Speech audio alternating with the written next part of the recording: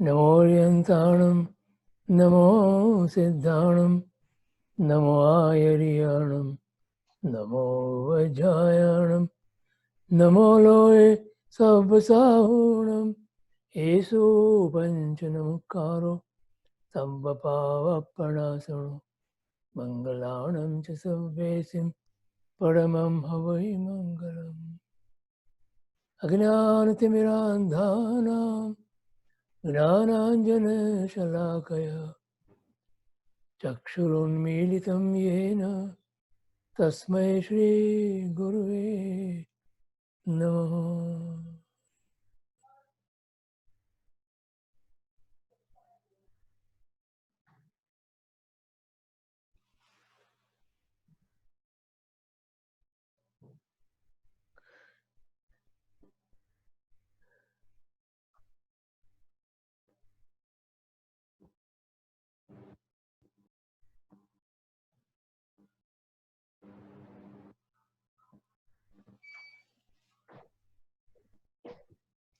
જય જિનેન્દ્ર.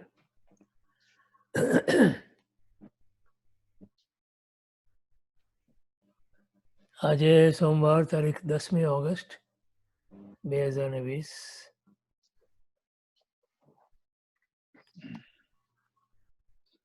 પૂજ્ય મહોપાધ્યાય શ્રી યશોવિજયજી મહારાજ સાહેબ કૃત શ્રી અધ્યાત્મ સાર, એમાં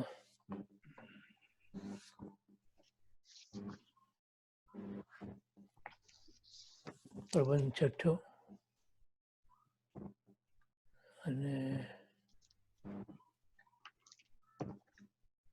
અધિકાર 19.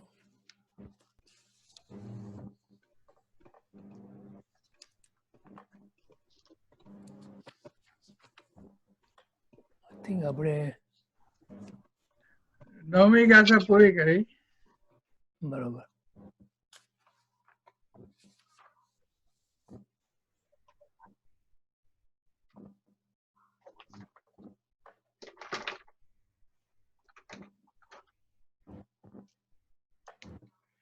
દસમી ગાથા શરૂ કરીએ.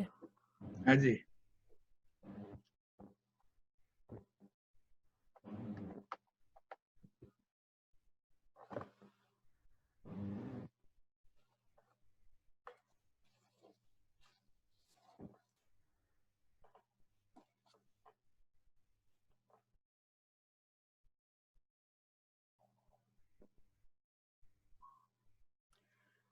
શબ્દો વા મતિરર્થઃ એવ વસુવા જાતિઃ ક્રિયા વા ગુણઃ શબ્દાર્થઃ કિમિતિ સ્થિતા પ્રતિમતમ સંદેહ શંક્ય તથા. જૈનેન્દ્ર તુ મતેન સ પ્રતિપદમ જાત્યંતરાર્ય સ્થિતે સામાન્યમ ચ વિશેષમેવ ચ યથા તાત્પર્યમન્વિંચ્યતે. અર્થ કરે છે અહીંયા, શું આ આત્મા શબ્દરૂપ છે, બુદ્ધિરૂપ છે, અર્થરૂપ છે, દ્રવ્યરૂપ છે, જાતિરૂપ છે, ક્રિયારૂપ છે, ગુણરૂપ છે કે શબ્દાર્થરૂપ છે? આ પ્રમાણે દરેક મતમાં સંદેહરૂપી શલ્યની વ્યથાઓ રહેલી છે. પરંતુ જિનેન્દ્રના મતમાં તો દરેક પદે જાત્યાંતરનો અર્થ હોવાથી તે સંદેહની વ્યથા છે જ નહીં, કારણ કે સામાન્ય અને વિશેષ જ યથાર્થ તાત્પર્યને શોધે છે. એટલે શું કહે છે અહીંયા કે અન્ય દર્શનોમાં તો દરેક પદ સિદ્ધાંત માટે કંઈક સંબંધ જોડવાનો હોય છે. એટલે આત્માને સમજાવવો હોય તો કોઈને રૂપક રૂપે કંઈક આપવું પડે, એની સિમિલી. જેમ કે આત્મા ધ્વનિરૂપ છે, બુદ્ધિરૂપ છે, દ્રવ્ય માત્ર છે, મતિ જાતિ ક્રિયા કે ગુણ સ્વરૂપ છે. આવી સંદેહ વેદના છે. સંદેહ એટલે શંકા. એની વેદના એટલે કે પીડા જે જીવને આત્માનું સાચું સ્વરૂપ સમજાયું નથી એને માટે આ રહેવાની જ, કેમ કે અનુભવ નથી, અને અનુભવ વગર એ વર્ણન કરવા જાય છે. તો અનુભવ વગર વર્ણન કરે તો શું થાય? કોકની સાથે એને સરખાવવું જ પડે કે કદાચ આના જેવો હશે, આના જેવો હશે, આના જેવો હશે, આના જેવો હશે, કે આ સ્વરૂપ હશે એનું, આ સ્વરૂપ હશે. જ્યારે જીન સિદ્ધાંતમાં તો દરેક પદાર્થની વ્યવસ્થા સંદેહ રહિત છે. કેમ કે ભગવાન એમ નથી કહેતા કે હું માનું છું કે જગતની અંદર રહેલા સર્વ પદાર્થો આમ હશે, કે આમ હોવા જોઈએ, કે આમ હોય. નહીં, હું જાણું છું પરમાત્મા જગતની અંદર રહેલા દરેક દ્રવ્યને, એની દરેક અનંતી પર્યાયને, એના અનંત ગુણોને સાક્ષાત જાણે છે અને કહે છે. માટે એમનું વચન પ્રમાણભૂત છે, એમનું વચન અનુભવ સિદ્ધ છે. ત્યારે બીજા દર્શનકારો માટે તો કલ્પના કરવાની હોય કે આ કદાચ આમ હશે, આનું આ પરિણામ આમ દેખાય છે, પણ કદાચ આવું હશે, કદાચ આવું હશે. કેમ કે પદાર્થના પરિણમનનું અને મૂળ સ્વરૂપની શુદ્ધતાનું તેમાં નિરૂપણ છે, કે જે નિરૂપણ એમણે પોતે અનુભવ્યું છે. વસ્તુનું સ્વરૂપ સામાન્ય અને વિશેષ બંનેથી સિદ્ધ છે. સામાન્ય રીતે પણ વસ્તુનું સ્વરૂપ બતાવ્યું એટલે સામાન્ય ગુણો દ્વારા. દરેક દ્રવ્યના સામાન્ય ગુણો લ્યો તો પણ આત્માનું સ્વરૂપ સમજાય છે, અને વિશેષ ગુણ લ્યો એનો કે જેની ઓળખાણ છે તો એને અનુલક્ષીને લ્યો તો પણ આ પ્રમાણે છે. પણ એમાં કોઈ ફરક નથી, એમાં કોઈ સંદેહ નથી, એમાં કોઈ કલ્પનાનો વિષય નથી, અનુભવનો વિષય છે. જ્યારે અન્ય દર્શનમાં તત્વની સામાન્ય સત્તા અને વિશેષ સત્તા જેવા સિદ્ધાંતો નથી. જિનાગમમાં 6 દ્રવ્યો વડે યથાર્થ નિરૂપણ કરેલું છે. એટલે આ જગત 6 દ્રવ્ય યુક્ત છે, અથવા 6 દ્રવ્યમય છે, અને દરેક એ દ્રવ્યના પોતાના વિશેષ ગુણો છે અને સામાન્ય ગુણો છે. એ રીતે એ સિદ્ધ છે. હવે જોઈએ આમાં શું કહે છે એનો વિસ્તાર.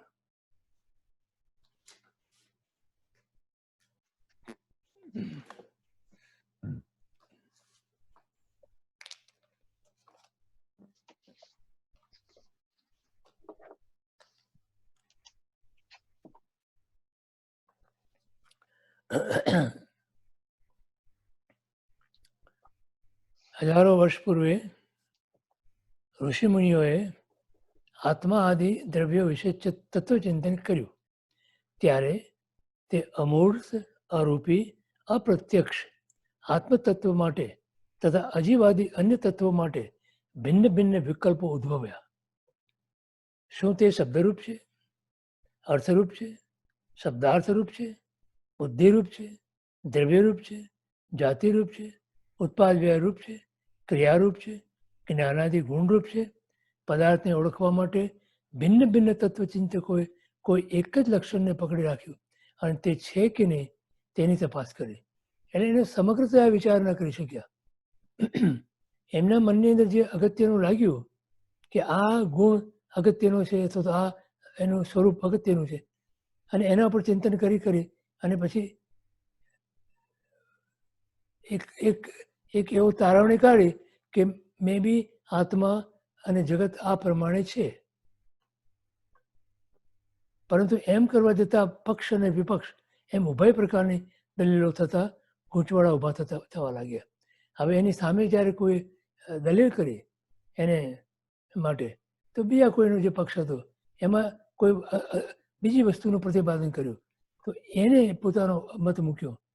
ત્યારે આ મતનું ખંડન થયું, આનું મંડન થયું.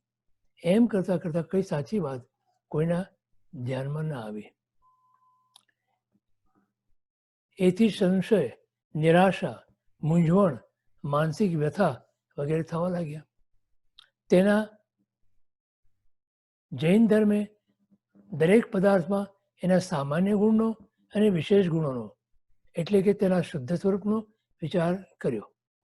વળી તેની ભિન્ન ભિન્ન અવસ્થાનો પરિણામોનો વિચાર કર્યો અને છેવટે તે માટે એમ દર્શાવ્યું કે વસ્તુના અનેક ધર્મ છે, એટલે અનેકાંત ધર્મયુક્ત વસ્તુ છે. એટલે અનેક ધર્માત્મકમ વસ્તુ. આમ એકની એક વસ્તુમાં ભિન્ન ભિન્ન દ્રષ્ટિકોણ, આ દ્રષ્ટિકોણ જે છે એ ભગવાનની આગવી શૈલી છે કે જેને આપણે અનેકાંત દ્રષ્ટિથી ઓળખીએ છીએ અથવા સ્યાદવા દ્રષ્ટિથી ઓળખીએ છીએ. જુદે જુદે સમયે નિત્ય અનિત્ય, એ નિત્ય પણ છે અનિત્ય પણ છે. તમે કઈ અપેક્ષા એને જુઓ છો, કઈ દ્રષ્ટિએ જુઓ છો, એ પ્રમાણે એ ક્યારેક નિત્ય લાગે, ક્યારેક અનિત્ય લાગે. આત્મા દ્રવ્ય નિત્ય છે, પર્યાય પલટાય. એમ કઈ દ્રષ્ટિથી તમે જુઓ છો. પછી શુદ્ધ અશુદ્ધ, આત્મા મૂળમાં નિશ્ચયથી શુદ્ધ છે, પણ એની પર્યાયની અંદર એ અત્યારે અવસ્થાની અંદર અશુદ્ધ છે. તો બંને વસ્તુ આવી. ઇત્યાદિ પ્રકારની જાત્યંતરતા જોવા મળી શકે છે. એક જ જાતિ તમને એક જ વસ્તુમાં નહીં જોવા મળે. અપેક્ષા પ્રમાણે એમાં અલગ અલગ મળી જશે. એટલે યથાર્થ સમજણ સ્વીકારવાને કારણે જૈન દર્શનને અન્ય દર્શન જેવી કોઈ સંશય આદિની વ્યથા નથી. આપણે અહીંયા કોઈના મનની અંદર કોઈ એવો સંશય ક્યારે પણ થતો નથી. કેમ કે એ પદાર્થનું, એટલે પદાર્થની અંદર આત્મા પણ આવી ગયો, પદાર્થનું એનું અનેકાંત ધર્મયુક્ત સ્વરૂપ પોતે સ્વીકારે છે અને જોવે છે.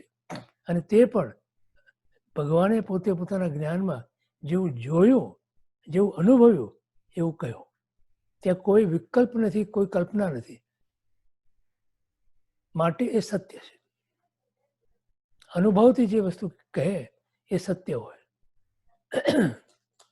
અને એમાંય વિતરાગ પ્રભુને કોઈ પ્રત્યે રાગ પણ નથી, કોઈ પ્રત્યે દ્વેષ પણ નથી. કોઈ વસ્તુમાં એમને કોઈ લાભ પણ નથી, કોઈ અલાભ પણ નથી. એટલા માટે જે કંઈ પોતે કહે છે એ વસ્તુનું જે સાચું સ્વરૂપ છે એ સમજાવે છે, જણાવે છે. આ એક ગાથા પૂરી કરી. એનામાં કોઈને પ્રશ્ન હોય તો લઈ લે, પછી આગળ જઈએ. એમ જ કરીએ છીએ ને આપણે. જી અંકલ, કોઈ પ્રશ્ન દેખાતા નથી અત્યારે. સારું. આ છે ને ભગવાનની વાતનું. એક સેકન્ડ, મને એક બે પ્રશ્ન છે. બોલો. તો આજે બીજા મતો જે એક એક વસ્તુને પકડીને ધર્મ બનાવ્યો, એમાં એટલી બધી તકલીફ નથી, પણ પછી જયારે એને સાચું ખબર પડે ત્યારે બદલાવાની સામર્થ્ય નથી, એને ચીટકી રહે છે વર્ષો સુધી, દસકા, 100, 200, 300, 2000 વર્ષ સુધી. બરોબર. ત્યાં તકલીફ થાય છે. ઇવન અહીંયા પણ શું થાય છે કે જે હવે ઇવન જૈન તત્વજ્ઞાનમાં પણ કોઈને કઈ દ્રષ્ટિથી એ વસ્તુનું સ્વરૂપ સમજ્યા, અનુભવી નથી. અનુભવથી જે જોવે ને કહે એ અલગ જ વસ્તુ બને છે. પણ ગ્રંથોના અભ્યાસથી કે બીજી ત્રીજી રીતે વસ્તુનું સ્વરૂપ પોતે જે સમજે છે એ પોતાની બુદ્ધિના લેવલ ઉપર, અનુભવના લેવલ પર નથી. જેણે અનુભવ્યું, જે સમજ્યા તે સમાઈ ગયા. શ્રીમદજી લખે છે એક જગ્યાએ. અને જે સમાઈ ગયા છે એ જ સમજ્યા છે. બરોબર. એટલે જે સમજ્યા છે એ બધા પોતે પોતાનામાં સમાઈ ગયા છે. અને પોતાનામાં જે સમાઈ ગયા છે એ જ સમજ્યા છે. અને માટે કોઈ બહાર એમને ચર્ચાની જરૂર જ પણ નથી. જે ચર્ચા કરે છે એ બધા સમજ્યા વગરની ચર્ચા છે, પોતાનો મત થાપવા માટે. આનંદગંજી મહારાજ સાહેબના ચોથા ભગવાનના સ્થવનમાં કહે છે ને એમ પ્રમાણે જ્યાં તમે જઈને પૂછો તે પોતાનો મત આપે છે. બોલો શું કહે? બીજું તો પ્રશ્ન એમ થાય કે જૈન સિવાયના કોઈ ધર્મો સર્વજ્ઞના કહેલા નથી, એમ થાય એનો તાત્પર્ય? સર્વજ્ઞાના શું? સર્વજ્ઞ નથી કયા નથી. હા, એટલે એટલી જ વાત છે ને. સર્વજ્ઞ જો આપણા ભગવાનને માટે જે 3 વિશેષણો વપરાય છે ને એ 3 અગત્યના છે. યસ. સર્વજ્ઞ, પણ એ પહેલાનું વિશેષણ છે વિતરાગ. વિતરાગને ક્યાંય રાગ દ્વેષ નથી, માટે એ જે કહે છે એ સત્ય છે. એને ખોટું બોલવાનો કોઈ પ્રયોજન નથી. અને બીજું એ સર્વજ્ઞ છે. રાઈટ. પણ સર્વજ્ઞ એકલા હોત ને તોય પ્રોબ્લેમ, વિતરાગ એકલા હોત તોય પ્રોબ્લેમ. એ તો ઉપદેશી. અને પાછું એથી ઉપરાંત જે ઉપદેશ આપે છે એ જગતના જીવોના હિત માટે આપે છે, એના કલ્યાણ માટે આપે છે. માટે એમની વાણી, એમની વાત એ સ્વીકાર્ય બને છે. અને જે એની વાતને કે એની વાણીને સ્વીકાર્ય નથી ગણતા અથવા નથી બનાવતા અથવા નથી સ્વીકારતા એને, એ પોતાના મતના આગ્રહને માટે દુરાગ્રહને લીધે, હઠાગ્રહને લીધે, મતાગ્રહને લીધે વાતને માનતા નથી. બીજું કોઈ કારણ, જો પોતે વિચારે અંદર ઊંડાણથી અને સત્યની ખોજ કરે તો એને પણ એ વાત સાચી લાગે. બરોબર. પછી કીધું બધા ધર્મો એના અનુયાયીને એમ જ કે તમારે બીજું કઈ જાણવાની જરૂર નથી, આમાં જ રહેજો. એટલા માટે કે બીજાની સાચી વાત જાણી લે તો એમાંથી નીકળી જાય, તો એમનો એટલો ફોલોઅર ઓછા થઈ જાય, એમના બધા ભક્તો ઓછા થઈ જાય ને. માટે આજે પણ એવું જ બને છે. તો એ ન્યાયથી અમે બહુ ભાગ્યશાળી કે જૈનિઝમ મળ્યું. હા, કારણ કે પહેલેથી ન મળ્યું તો પછી મળવું બહુ મુશ્કેલ થઈ જાય. પછી તો બહુ મુશ્કેલ છે.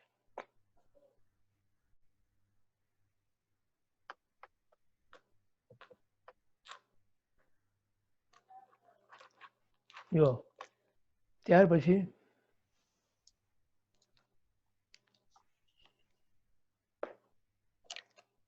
અગિયારમી ગાથામાં કહે છે, ગિરીશભાઈ આપણે પાનો નંબર કહી દઈએ, એવા ક્વેશ્ચન આવતા હતા. તો પાનો નંબર 424 રેડ બુકમાં. 11મી યત્ર અનર્પિતમાદઘાતિ ગુણતામ મુખ્યમ તુ વા સ્વર્પિતમ તાત્પર્યાનવલંબનેન તુ ભવેત બોધ સ્ફુટમ લૌકિક સંપૂર્ણમ ભાસતે કૃતધિયામ કૃષ્ણાદ્વિવક્ષાક્રમાત તામ લોકોત્તરમ ભંગ પદ્ધતિમયમ સ્વાદ્વાદમૃદ્રામ તુભમ. એટલે હવે જે વસ્તુનું નિરૂપણ થઈ રહ્યું છે એની અને જેનું નિરૂપણ નથી એની વાત કરે છે. જેને વિશે અનર્પિત વસ્તુ ગૌણપણાને પામે છે અને અર્પિત વસ્તુ મુખ્યતાને પામે છે. જ્યાં જ્યાં જે યોગ્ય હોય ત્યાં ત્યાં એની મુખ્યતા થાય, અને જ્યાં જ્યાં એની યોગ્યતા ન હોય ત્યાં એ ગૌણ પડેલી હોય. તથા તાત્પર્યનું અવલંબન કર્યા વિના જ લૌકિક જ્ઞાન સ્ફુટ થાય છે, અને કુશલ બુદ્ધિવાળા પુરુષોને સમગ્ર વિવક્ષાના ક્રમથી સંપૂર્ણ વસ્તુ ભાસે છે. તે અલૌકિક રચનાની પદ્ધતિવાળી સ્યાદવાદ મુદ્રાની અમે સ્તુતિ કરીએ છીએ. સ્યાદવાદ કીધું ને અહીં, સ્યાદવાદ એટલે જ્યાં જ્યાં જે પ્રમાણે જે સ્યાદ એટલે કથનચિત એનું અપેક્ષા લાગતી હોય તે પ્રમાણે અમે એને અપેક્ષા લગાડી અને વસ્તુને સમજવા પ્રયત્ન કરીએ છીએ. અને ત્યાં શું બોલે તો કે સપ્તપંક્તિ યુક્ત સ્યાદવાદ. સ્યાદવાદની સપ્તપંક્તિ ખબર છે બધાને. એ શૈલી છે, કથન શૈલી છે. સ્યાદવાદ એક કથન શૈલી છે અને કાંત એ સ્વરૂપ, એ વસ્તુનું સ્વરૂપ છે. આ બેમાં ફરક છે. શબ્દના અર્થમાં ફરક છે. બે વસ્તુ એક જ છે. એકમાં કથન શૈલી આવે, એકમાં વસ્તુનું સ્વરૂપ આવે. તો અહીંયા શું કહે છે? સપ્તભંગી યુક્ત સ્યાદવાદ. 7 ભાંગા છે ને, અસ્થિ નાસ્તિ, અસ્થિ નાસ્તિ, નાસ્તિ અસ્થિ, એ બધા જે ભાંગા, એ બધા ભાંગા એ રીતે લેવાના.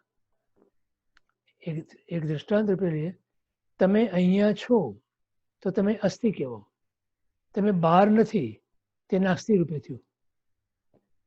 ખ્યાલ? એ રીતે 7 ભાંગા છે. બહુ મોટો વિષય છે, પણ છતાં સપ્તભંગી યુગ સાદવાદની શૈલીનું અમે મહાત્મા સ્વીકારીએ છીએ. તેમાં વસ્તુનું સ્વરૂપ ગૌણ અને મુખ્યપણાને પામે છે. કોઈ પદાર્થના નિરૂપણમાં અન્ય નયની મુખ્યતા અને ગૌણતા હોય છે. આવું જ્ઞાગમનું સ્વરૂપ તત્વના જાણનારને સમજાય છે. અલ્પબુદ્ધિવાળાને વ્યામોહ ઉત્પન્ન કરે છે. હવે એમાં જેને થોડી બુદ્ધિ અલ્પ હોય, જેની સમજવાની શક્તિ ઓછી હોય, એને માટે આ ગભરામણ થઈ જાય કે આ શું છે બધું. અલ્પબુદ્ધિવાળો વસ્તુના અનેક ગુણધર્મોને સમજતો નથી, જ્યારે સમ્યક દ્રષ્ટિ આત્મા વસ્તુના અનેક ગુણધર્મોનો જાણકાર હોવાથી કે શ્રદ્ધા હોવાથી સંપૂર્ણ બોધને પામે છે. જેમ કે તત્વના નિર્ણય માટે નિશ્ચયનો પક્ષ કરે છે અને સાધના માટે વ્યવહારનો પક્ષ કરી ગૌણતા અને મુખ્યતાનો સ્વીકાર કરે છે. આમ સમજાય એવું છે. એટલે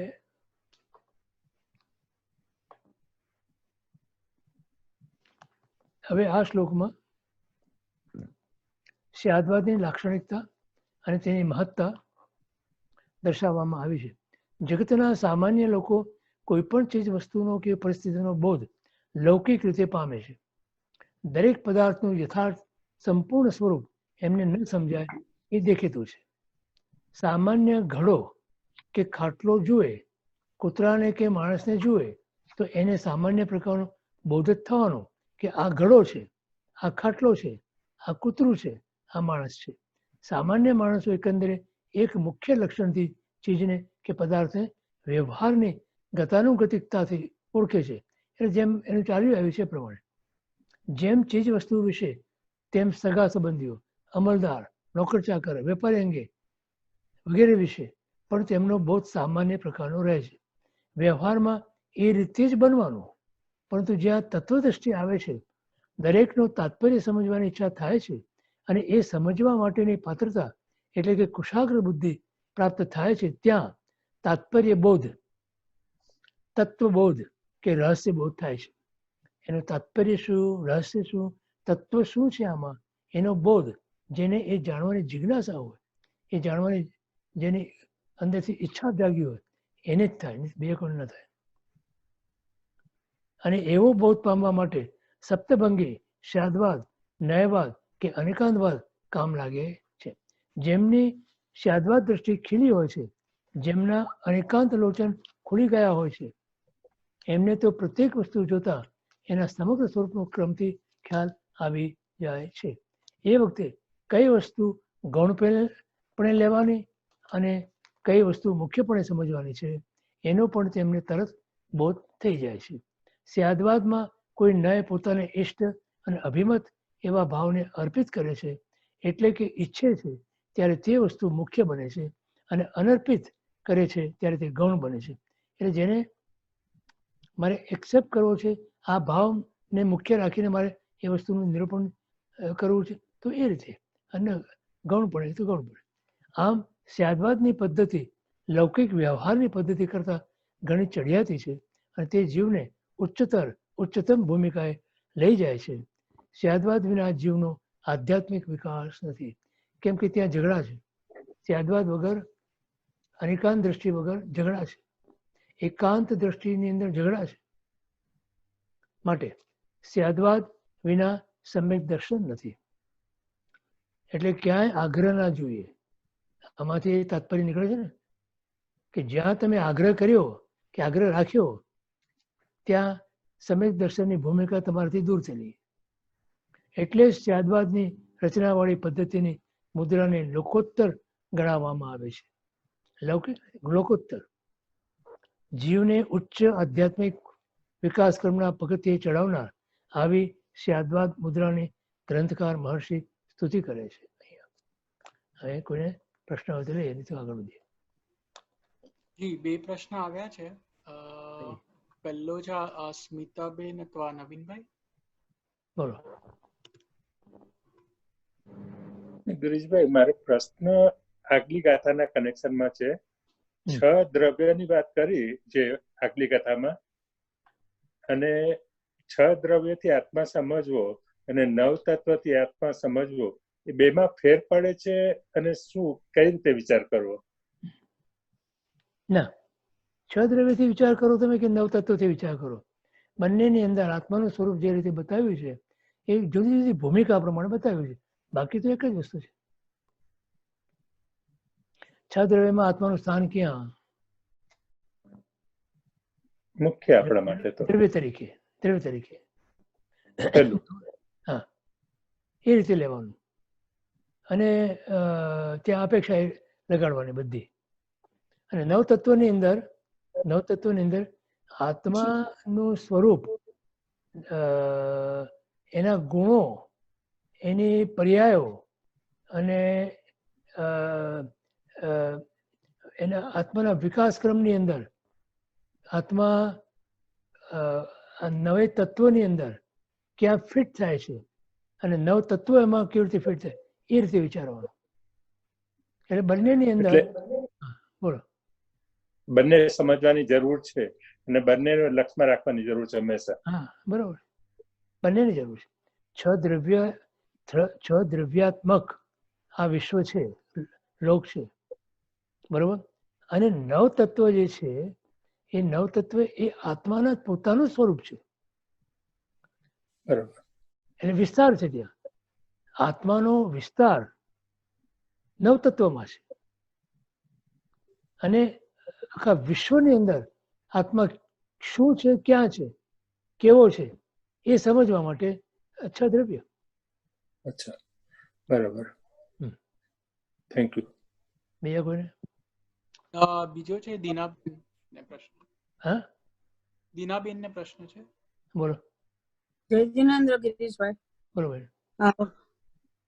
સપ્તભંગી યુક્ત સ્યાદવાદ જે તમે વાત કરી એ મારે વધારે જાણવું હોય એના વિશે તો કઈ બુક માંથી મળી રહેશે એમ જાણવાનું વધારે? શેના માટે? સપ્તભંગી યુક્ત સ્યાદવાદ, સપ્તભંગી જે તમે કીધું અસ્થિ નાસ્તિ ને એ બધું છે, એ જરા ડિટેલમાં જોવું હોય જરા તો એ કઈ બુક માંથી મને મળશે? સપ્તભંગીનું તમને મળે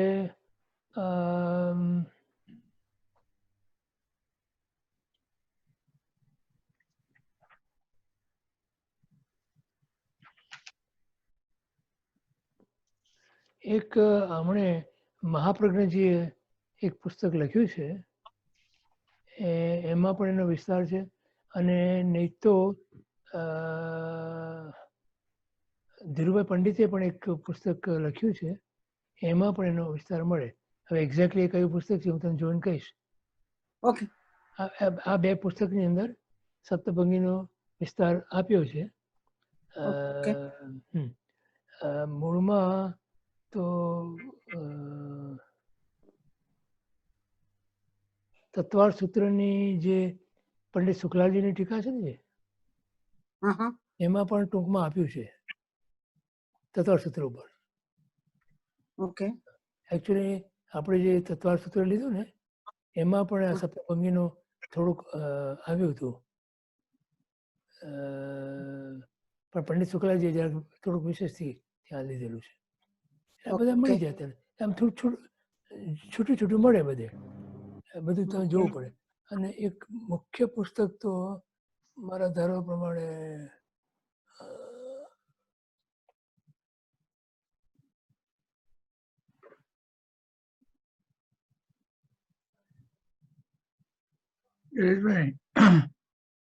ગિરીશભાઈ, હાજી, આ ત્રૈલોક્ય આત્મવિજ્ઞાનમાં આખું ચેપ્ટર છે. હા, સ્યાદવાદ દર્શન ચેપ્ટર 14. હા એમાં સપ્તભંગી એમાં હા, એમાં બી થોડી સમજાવી છે એમણે. યસ એટલે બધી થોડા અંશે બધી જગ્યાએ અમુક જગ્યાએ આ બધું ફેલાયેલું છે બધું. એક જૈન તત્વ પરિચય સંગ્રહ છે, એમાં પણ છે. પ્રદીપભાઈ પેલી લાલ બુક બતાવી હતી ને, હા એ તમારા ગ્રુપમાં મૂકેલી આપણે. હા, એમાં સિમ્પલ એક્સપ્લેનેશન સપ્તભંગીનું છે ને 7 નહીંનું પણ છે. હા ઓકે એમાં ઓકે એ ચોપડીનું નામ રિપીટ કરજો બધા માટે હર્ષદભાઈ. ઓકે શું છે? તત્વ પરિચય સંગ્રહ છે. ઓકે હું તમને પાછું મોકલીશ ફરીથી. આમ તો આમ તો આમ તો પેલી બધી જાડી એક બુક આવી હતી તમને યાદ હોય તો, તત્વબોધ કે એવું કંઈ નામ હતું અંદર. એમાં આખું બધું સાદવાદનું બધું ઘણું બધું છે અંદર, પણ એ બધું ટુ મચ ડિટેલ, મગજ ખરાબ કરી નાખે તમારું. ઓકે થેન્ક યુ ગિરીશભાઈ પેલા હર્ષદભાઈ પ્રશ્ન લઈ લે પછી મારી કામ હર્ષદભાઈ બોલો સાહેબ. બરાબર. એમને આજ કહેવાનું હતું, બુક લેવા ગયા છે. અચ્છા તો ગિરીશભાઈ આપે કહ્યું કે આગ્રહ ન હોવો જોઈએ એ બરોબર, હા. અને એની સાથે સૂક્ષ્મતાની રુચિ પણ હોવી જોઈએ. જો મહાવીરને બૌદ્ધને પાત્રના 10 મુદ્દા જે આપ્યા છે હાજી એમાં જ વાંચજો તમે. સૂક્ષ્મ બોધનો અભિલાષી. યસ તો જ્યાંથી તમને સૂક્ષ્મ બોધનું તમને જાણવાની ઈચ્છા ન થાય ત્યાં સુધી તમને કેમ આવે? પણ હવે એ સૂક્ષ્મ બોધ પામવા માટે પહેલા સ્થૂળ બોધ તો જોયો કે નહીં? યસ તો સ્થૂળ બોધ પહેલા તમે પરિણામ આવો અને પછી સૂક્ષ્મમાં જાઓ. અત્યારથી તમે સૂક્ષ્મ બોધમાં જાઓ, ભલે એને જાણવાનો અભિલાષી, તમે જાણવું છે, યસ પણ પહેલા એની ભૂમિકા તૈયાર કરો. તો ભૂમિકાની અંદર પહેલા તો બોધનું પરિણમન થવું જોઈએ. સમજાય છે બોધનું પરિણમન? એટલે ઉપદેશ બોધની વાત કરે છે. હા, ઉપદેશ બોધની વાત છે. બરોબર સિદ્ધાંત બોધ પછી આવે બરોબર અને આ બધું સિદ્ધાંત બોધમાં જાય. એના અભિલાષી રહેવાનું, એટલે એને મને પામવું છે એવી એક ઈચ્છા રાખવાની, જિજ્ઞાસા રાખવાની, પણ સાથે સાથે ઉપદેશ બોધ પણ પહેલા પરિણમાવવો પડે. કેમ કે એ તમારી પાત્રતા કરે છે, પાત્રતા તૈયાર કરે છે. બરોબર અને પાત્રતા વગર તમને સૂક્ષ્મ બોધ પરિણમન ના પામે અને સમજી બી ના શકો, અને એમાંથી તમે અર્થનો અનર્થ કરી નાખો, અને એકાંત જો પકડાઈ ગયું તમને ત્યાં, તો માર્ગ છૂટી જાય. એટલે આ બધી ગુરુગમથી સમજવું, પોતાની મેળે નહીં કરવું કઈ. ખ્યાલ આવે બધાને? ગિરીશભાઈ, આ તમે સ્યાદવાદની વાત કરો છો, નહીં સમજવાનું પોતાની મેળે? તમે સ્યાદવાદની વાત કરો છો? સ્યાદવાદનું હું શું કહું છું કે એને બરાબર સમજી લેવાનું. સ્યાદવાદને સમજો, અનેકાંતને પણ સમજો, અનેકાંત દ્રષ્ટિને બી સમજો, સાતને પણ સમજો તમે, પણ એનું બેઝિક તમે સમજો. એના ઊંડાણમાં જવા માટે તમારી પાસે એક પ્રકારની પાત્રતા કેળવવી પડે, પછી તમે ઊંડાણમાં જઈ શકો. ખ્યાલ? ઇન જનરલ જાણી લેવાનું. ઇન જનરલ જાણી લેવાનું. સ્યાદવાદ શું કહેવાય, સપ્તભંગી શું કહેવાય, એ જાણી લેવાનું. જો સપ્તભંગી જાણવી હોય ને તો જ્ઞાનસાર ઉપર જ્ઞાન મંજરી નામની દેવચંદ્રી મહારાજ સાહેબની ટીકા છે. ઓકે. અને એમાં જે ગાથા આવે છે, અથવા જે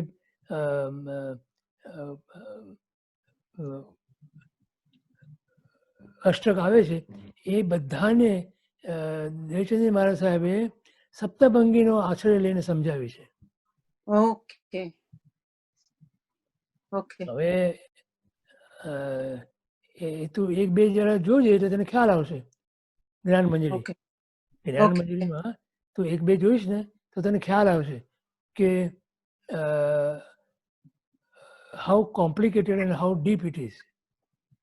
ઓકે એટલા માટે એ વસ્તુ બધી ગુરુગમથી જાણવી.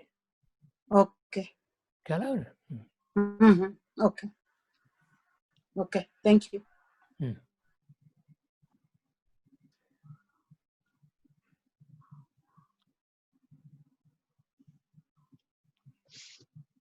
દરેક ન્યાયના આશરે એમણે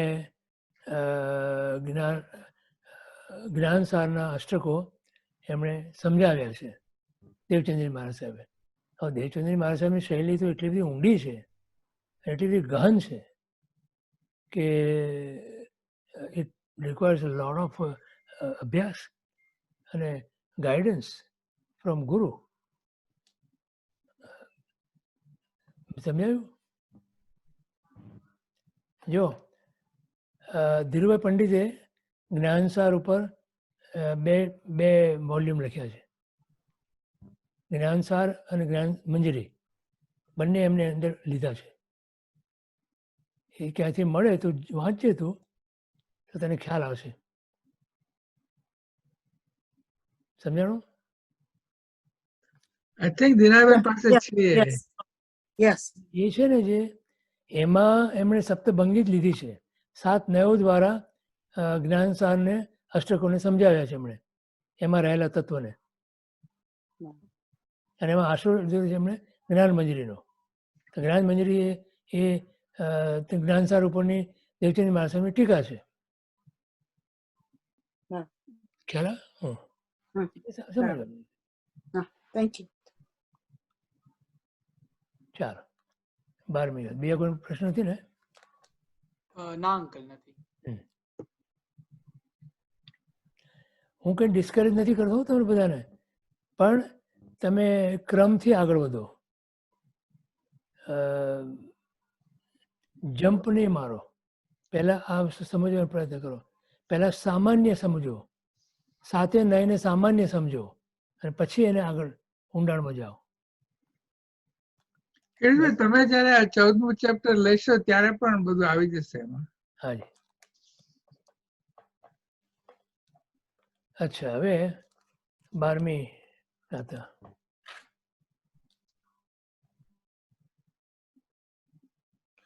આત્મીય અનુભવાશ્રયાર્થ વિષયો પ્યુચ્ચૈર્યદીય ક્રમો મૃચ્છાનામિવ સંસ્કૃતમ તનુધિયા માશ્ચર્યમોહાવહ વ્યુત્પત્તિ પ્રતિપત્તિ હેતુ વિતત સ્યાદ્વાદમાં કુંફિતઃ તમ જૈનાગમમા કલય્ય નય વયમ વ્યાક્ષેપ ભાજ ક્વચિત. શું કહે છે અહીંયા આપણને? કે પોતાના અનુભવનો આશ્રય જ જેના અર્થનો વિષય છે, એવો પણ જે જિનાગમનો ઉચ્ચ ક્રમ તે મ્લેચ્છોને સંસ્કૃત ભાષાની જેમ અલ્પબુદ્ધિવાળાને આશ્ચર્ય તથા મોહ ઉત્પન્ન કરનાર છે, તેવા વ્યુત્પત્તિ પ્રતિપક્ષી હેતુ અને વિસ્તારવાળા સ્યાદવાદની વાણીથી રચાયેલા જિનાગમને જાણીને અમે કોઈ પણ ઠેકાણે વ્યાક્ષેપને ભજનારા થતી નથી.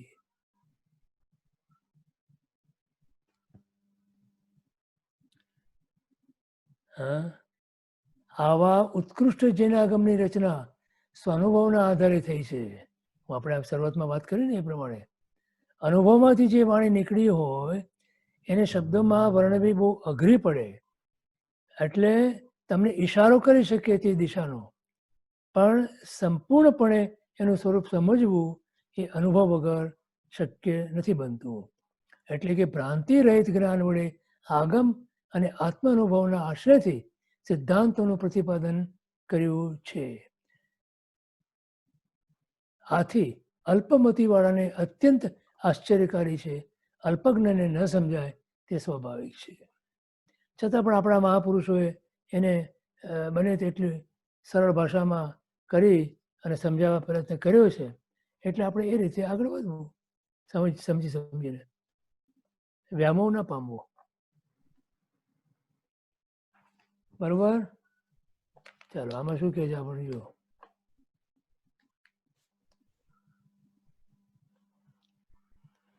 જૈનાગમની વિશિષ્ટતા સામાન્ય માણસોની દ્રષ્ટિએ અને અધિકારી સુગ્ન સજ્જનોની દ્રષ્ટિએ કેવી જણાય તેનો નિર્દેશ આ શ્લોકમાં કરી ગ્રંથકર્તા પોતાને વિશે સ્પષ્ટતા કરે છે.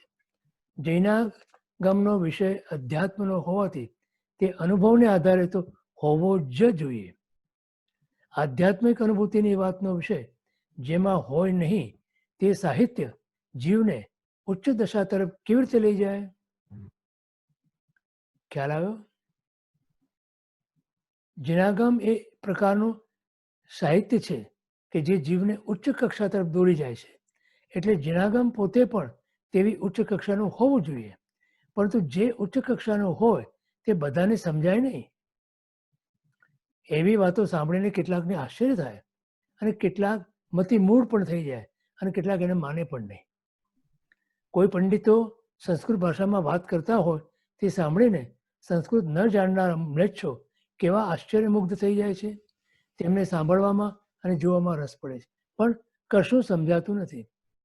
અમે પૂના ગયા હતા એક વખત, તો ત્યાં અરુણ વિજય મહારાજ સાહેબ હતા. એમને દર્શન કરવા અમે ગયા હતા. ત્યાં જ એક સંસ્કૃતનો પંડિત આવ્યો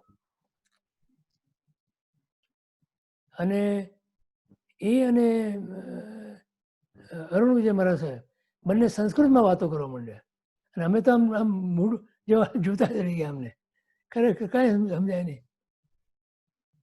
ખ્યાલ આવે? એને જેવી વાત છે. પછી હમણાં બી એક એના ઉપર આવ્યું હતું યુટ્યુબમાં. એક બાઈ હતી પશ્ચિમની, એ આપણા એક કોઈક સંસ્કૃત પંડિતની સાથે સંસ્કૃતમાં વાત કરતી હતી. ત્યારે આપણને આશ્ચર્ય થાય. પણ હવે ત્યાં પ્રદેશની અંદર જર્મનીમાં, આયર્લેન્ડમાં બધે શાળાઓમાં પણ સ્કૂલોમાં પણ સંસ્કૃત શીખવાડે છે. અને આપણે ત્યાં સંસ્કૃત તરફ લોકો નાકનું ટેરવું ચડાવે. અને અમારે ત્યાં જે પાઠશાળા હતી જેમાં પંડિત ધીરુભાઈ પંડિત ભણેલા અને ઘણા બધા પંડિતો ત્યાં ભણીને નીકળ્યા હતા, એ યશો વિજયજી સંસ્કૃત પાઠશાળા, યશો વિજયજી જૈન સંસ્કૃત પાઠશાળા નામે ઓળખાતી હતી. ત્યાં પહેલું જ કામ સંસ્કૃત ભણવાનું થતું હતું. અને કલાપુરુષોની મહારાજ સાહેબ જ્યારે દીક્ષા લીધી ત્યારે એમને એક વસ્તુ એમને એમ સમજાણી કે જો મારે અભ્યાસ કરવો હોય શાસ્ત્રનો, તો મારે એ શાસ્ત્ર કઈ મૂળ ભાષામાં લખાયેલા છે એ મૂળ ભાષાનો અભ્યાસ પહેલાં કરવો જોઈએ. એટલે એમણે સંસ્કૃત પ્રાકૃત ભાષા at the age of 30 after દીક્ષા લીધા પછી એ ભણ્યા, શીખ્યા પંડિત પાસે સંસ્કૃત ભાષા, પ્રાકૃત ભાષા. અને પછી એમણે બધા શાસ્ત્રોનો અભ્યાસ પોતે જાતે કર્યો અને પોતાના ગુરુ પાસે ઓફકોર્સ માર્ગદર્શન લઈને. એટલે આપણે ત્યાં આનું અંગ્રેજી કરીને આપણે જે છોકરાઓને શીખવાડીએ છીએ એના બદલે આપણી ભાષામાં એ લોકોને શીખવાડવું જોઈએ. અને આપણે પણ થોડુંક, હવે આટલી તો ઘણી ઉંમર થઈ ગઈ બધાની ઘણાની, એટલે માઇટ બી ડિફિકલ્ટ, પણ નહીં તો જોકે હમણાં 30 વર્ષની ઉંમરે શરૂ કર્યું તો આપણે તેનાથી ઘણી આગળ વધી ગયા છે. પણ સંસ્કૃત પ્રાકૃત ભાષા શીખવી જોઈએ. શીખીને એ ભાષાની અંદરથી મૂળ ભાષાના જે ગ્રંથો એને ભણો તમે, અને પછી જે એમાંથી તમને જે અર્થ નીકળે અને એમાં જે તમને એનો આનંદ આવે એ અલગ પ્રકારનો આનંદ હોય. સંસ્કૃતના સુભાષિતો, સંસ્કૃતની આખી રચનાઓ બધી અદ્ભુત હોય છે. ક્યારેક ધીરુભાઈ પંડિત સંસ્કૃતમાં અમુક રચનાઓ, રમૂજી જે રચનાઓ એ બનાવતા હતા બધા પંડિતો બધા, એ આપણને કહેતા અમને, તો આપણને આશ્ચર્ય થાય, નવાઈ લાગે ને, આમ રમૂજ પણ થાય. ટૂચકા કહેતા સંસ્કૃતની અંદર, સુભાષિત કહેતા. એમણે પોતે 10 શ્લોક એક બુક ની આગળ મૂકેલા, પોતાના લખેલા. હા, લખેલા મૂકેલા છે. એક આપણે અમારા ત્યાં સંસ્કૃત ચાલતું હતું, અમે સંસ્કૃતમાં ભણેલા, અને એમાં અમારે ત્યાં એક વખત આબુ અમારી ટ્રીપ ગયેલી સ્કૂલમાંથી. એમાં એક બ્રાહ્મણનો છોકરો હતો, એ બી અમારો ક્લાસમેટ હતો. જે પાછા આવ્યા અમે તે બધાને અમને કહેવામાં આવ્યું કે તમે તમારી ટ્રીપનું વર્ણન લખો. બધા લગભગ તો ગુજરાતીમાં જ લખ્યું અને કોઈ ઇંગ્લિશમાં લખ્યું અને એને સંસ્કૃતમાં આખું વર્ણન લખ્યું. એ જે ટ્રીપ કરી હતી ટ્રીપનું હજી મને યાદ છે. બધાને આશ્ચર્ય થયું કે કેટલું સંસ્કૃતમાં ઊંડાણ ખેડ્યું હશે એણે. એટલે એવું છે. ચાલો, જો કે સંસ્કૃત ભાષા બહુ જ ઉત્તમ ભાષા છે. દેવોની ભાષા કહેવાય છે અને દુનિયાની બધી જ ભાષાઓ ના મૂળની અંદર સંસ્કૃત ભાષા છે અને કમ્પ્યુટરની ભાષા સંસ્કૃત છે મૂળમાં, એમ મને કહેવામાં આવ્યું છે. બોલો, હમણાં આપણે પેલી જે મિનિસ્ટર હતી ને ગુજરી ગઈ, સ્વરાજ, શું નામ હતું, સુષ્મા સ્વરાજ, એ સંસ્કૃતની પંડિત હતી અને એક વખત એના સંસ્કૃતમાં એને પ્રવચન આપેલું, લેક્ચર આપેલું સંસ્કૃતમાં.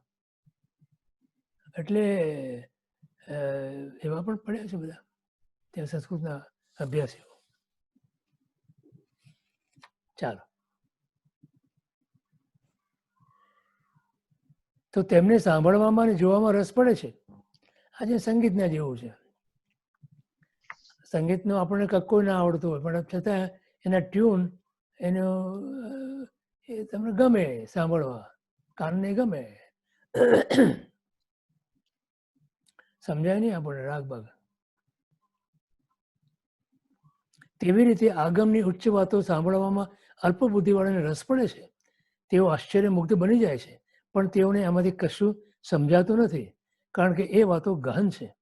પરંતુ ગહન છે એનો અર્થ એ નથી કે તે તદ્દન અગમ્ય છે. એમાં તર્ક અથવા નયની દૃષ્ટિએ વ્યુત્પત્તિ, પ્રતિપત્તિ, હેતુ વગેરેનો આશ્રય લઈ સ્યાદવાદની શૈલીથી સમજાવવામાં આવ્યું હોય છે. એટલે એમાં કેવળ અંધશ્રદ્ધાથી બધું કહેવામાં આવ્યું હોય એવું નથી. બુદ્ધિશાળી જીવને તો એ બધી વાત સરસ રીતે પ્રતીતિકર લાગે છે. આવી અવિસંવાદી એટલે એમાં કોઈ વિસંવાદ નથી, એટલે બધી મેળ પડે એવી, ભ્રાંતિ રહિત, કોઈ ભ્રમ પેદા ન કરે એવી, તર્કપૂર્ણ એટલે લોજિકલ વિષય વિચારણા સમજ્યા પછી પોતાના મનમાં બીજો કોઈ પણ પ્રકારનો વ્યાક્ષેપ એટલે કે વિક્ષેપ ક્યારેય ઉદ્ભવતો નથી એમ ગ્રંથકાર મહર્ષિએ અહીં કહ્યું છે. બોલો, ઓકે, પ્રશ્ન વધુ કયો નથી, આગળ વધીએ. પ્રશ્ન દેખાતા નથી. સારું.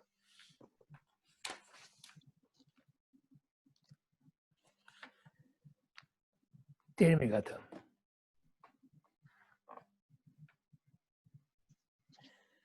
મૂલમ સર્વવચો ગતસ્ય વિદિતમ જૈનેશ્વરમ શાસનમ તસ્માદેવ સમુત્થિ તૈર્નય મતૈસ્તૈવ યત ખંડનમ યત કિંચન કૌશલમ કલિ મલચ્છન્નાત્મના સ્વાશ્રિતમ શાખામ ચેત્તુમિવોદ્યતસ્ય કટુકો તકાર્ય તર્કાથિનમ.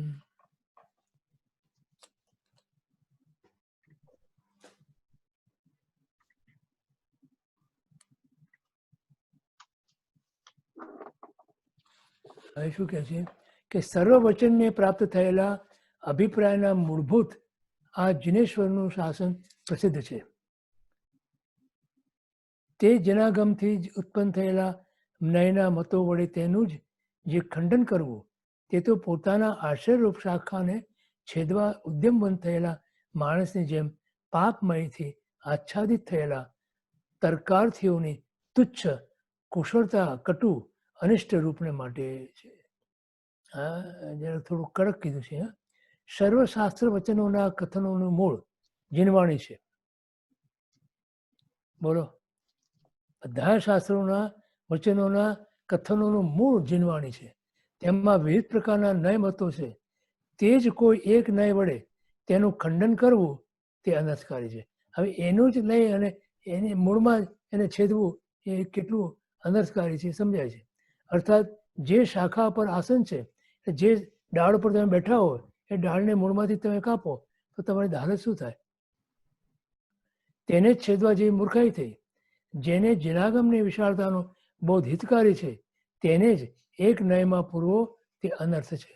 જિનાગમ એ અનેક નયોને આશ્રિત છે. અનેક નયો એને આશ્રિત છે. હવે એમાં તમે એક નયને લઈ અને જિનાગમનું ખંડન કરવા જાઓ તો તમે કેવા કહેવો એમ એ સમજાવે છે.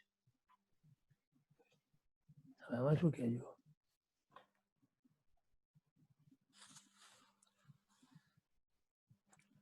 સર્વ વચનોના અભિપ્રાયનું મૂળ જિનેશ્વરનું શાસન છે એ સુવિદિત છે.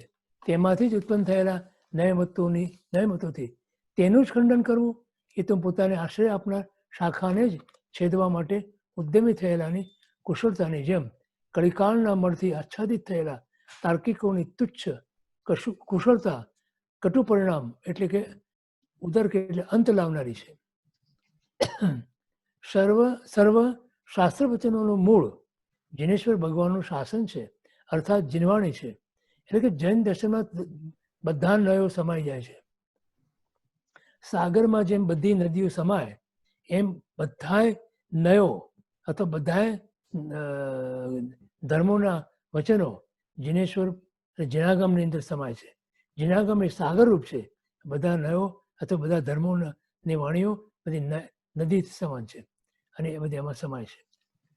તો જૈન દર્શનમાં સર્વ નયોનો સમન્વય થયેલો છે.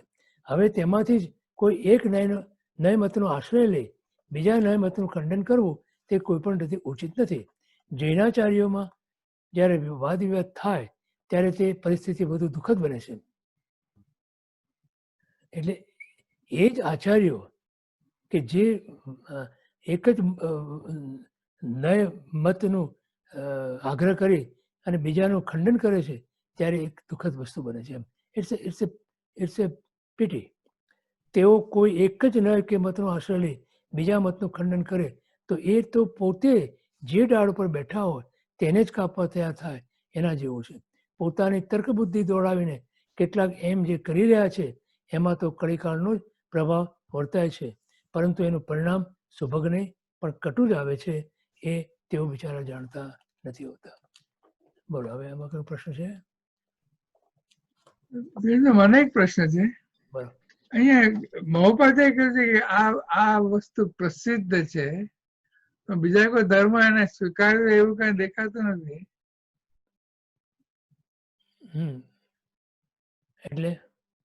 એટલે પ્રસિદ્ધ કેવી રીતે કેવું કે આ જૈન ધર્મમાં બધું આવી જાય છે? નહીં, એ તો તમે બીજા બધા ધર્મોનો જેણે અભ્યાસ કર્યો છે, ષડ દર્શનનો જેણે અભ્યાસ કર્યો છે, જેમ મહોપાધ્યાયજીએ ષડ દર્શનનો અભ્યાસ કર્યો હતો, હરિવર્ધન મહારાજ સાહેબે ષડ દર્શન, પોતે તો બ્રાહ્મણ હતા એટલે એમણે તો બીજા દર્શનોનો બી અભ્યાસ કરેલો અને બૌદ્ધ દર્શનનો બી અભ્યાસ કરેલો અને જૈન દર્શનમાં તો પોતે દીક્ષા લીધેલી એટલે એ બી અભ્યાસ કર્યો. આ બધા દર્શનોનો અભ્યાસ કર્યા પછી પોતે આ તાત્પર્ય પર આવેલા. બરાબર. બધા દર્શનોની અંદર જે મત છે એ બધો જ જિનાગમની અંદર આપેલો જ છે. જુદા જુદા ન્યાયની અપેક્ષાએ જુદા જુદા મત ધરાવનારા દર્શનોએ વાત કરી છે, પણ જ્યારે તમે એ બધાનો સુમેળ કરો તો તમને લાગે કે આ એક જ વસ્તુ છે એમ. બરાબર. હવે આગળ બીજા પ્રશ્ન નથી.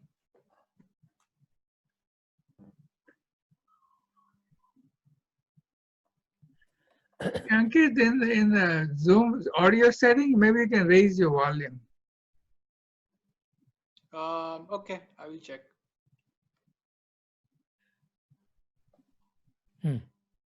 14મી ગાથા.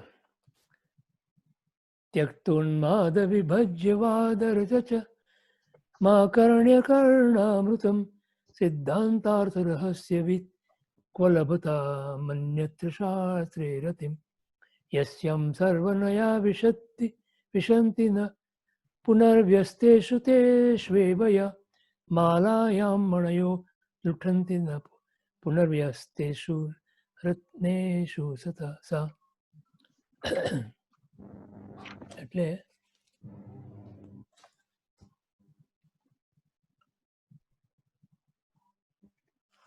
ત્યાગ કરેલા ઉન્માદ વડે વિભાગ કરવાને યોગ્ય એવી વાદ રચનારૂપ કરનાર મૃતને સાંભળીને સિદ્ધાંતના અર્થના રહસ્યને જાણનાર પુરુષ બીજા કયા શાસ્ત્રમાં પ્રીતિ પામે? અને મહત્વ કર્યું છે કે જે રચનામાં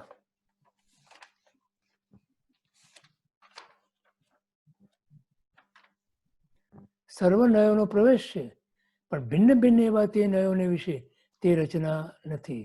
કેમ કે માળામાં મણી હોય છે, પણ પૃથક પૃથક એવા મણીઓમાં તે માળા નથી હોતી. કેવું સરસ સુંદર ઉપમા આપી છે. જે જિજ્ઞાસુ ઉન્માદથી ઉત્પન્ન થયેલા પોતાના એકાંતિક મતને ત્યાગે છે, તે અનેકાંતવાદના રહસ્યનું પાન કરે છે, તે સિદ્ધાંતની ગૂઢતાને પામે છે, તેને પછી અન્ય શાસ્ત્રોમાં રુચિ થતી નથી. જેમ માળામાં મણી હોય છે, પણ મણીમાં માળા નથી હોતી, અનેક મણીઓના ક્રમથી માળા બને છે, તેમ એક એક નયને સ્વીકારનારા વસ્તુના પૂર્ણ સ્વરૂપને જાણતા નથી, પરંતુ સર્વનયોના સમન્વય વડે તે જણાય છે. એ પ્રમાણે અહીંયા જણાવે છે. સહેલા સહેલા મૂક્યા છે બધા.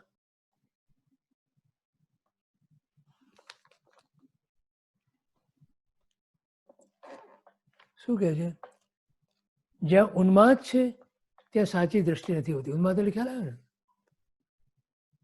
પોતાના મતનો જે ખૂબ જે આગ્રહ રાખે, પોતાની માન્યતાનો જે આગ્રહ રાખે, સાચાને સ્વીકારવાની જેની તૈયારી ના હોય, એને ઉન્માદ એટલે ગાંડ પણ કીધું છે, પાગલપણું કીધું છે. તો ત્યાં સાચી દ્રષ્ટિ નથી હોતી. અકારણ અભિમાન વસ્તુસ્થિતિની યથાર્થતા સમજવામાં અવરોધરૂપ બને છે. મારી વાત જ સાચી એવું જે અભિમાન કરે એટલે સત્ય ના પામી શકે. એટલે સત્ય પામવા માટે સૌ પ્રથમ ઉન્માદનો ત્યાગ કરવાની આવશ્યકતા છે. આ ગાણપણનો ત્યાગ કરવાનો, પાગલપણાનો ત્યાગ કરવાનો. જે ભિન્ન ભિન્ન નયનું યોગ્ય પૃથક્કરણ અથવા વિભાજન કરીને વિભજ્યવાદ અર્થાત સ્યાદવાદ અથવા અનેકાંતવાદ દ્વારા સત્ય પામવાની રુચિવાળા છે, તથા સિદ્ધાંતોના રહસ્યને જાણવાવાળા છે, તેઓને એકાંતિક અભિનિવેશ એટલે આગ્રહ વાળા શાસ્ત્રોમાં રસ ન પડે એ સ્વાભાવિક છે. અહીં જૈનાગમની વિશિષ્ટતા દર્શાવતા બતાવ્યું છે કે એમાં બધા દર્શનોનો અને બધા નયોનો સમુચિત સમન્વય થયો છે. એટલે ઉચિત રીતે, સમ્યક રીતે અને ઉચિત રીતે. એટલે જે અન્યત્ર છે તે જૈન દર્શનમાં છે, પરંતુ જે જૈન દર્શનમાં છે તે બધું અન્ય કોઈ એક દર્શનમાં નથી. જે સ્યાદવાદમાં છે તે કોઈ એક નયમાં નથી. જેમ કોઈ માળાના મણકા હોય તો તે બધા મણકા માળાની અંદર આવી જાય છે, પરંતુ તે મણકા છૂટાછવાયા વિખરાયેલા હોય તો તેથી તે કંઈ માળા બનતા નથી. મણકાઓમાં જે સ્થાન માળાનું છે તેવું સ્થાન જુદા જુદા દર્શનોમાં જૈન દર્શનનું છે, કારણ કે એમાં સર્વનયોનો સમન્વય થયેલો છે. છે કે કોઈને પ્રશ્ન? તો પછી છેલ્લી ગાથા લઈ લઈએ. દેખાતા નથી પ્રશ્ન.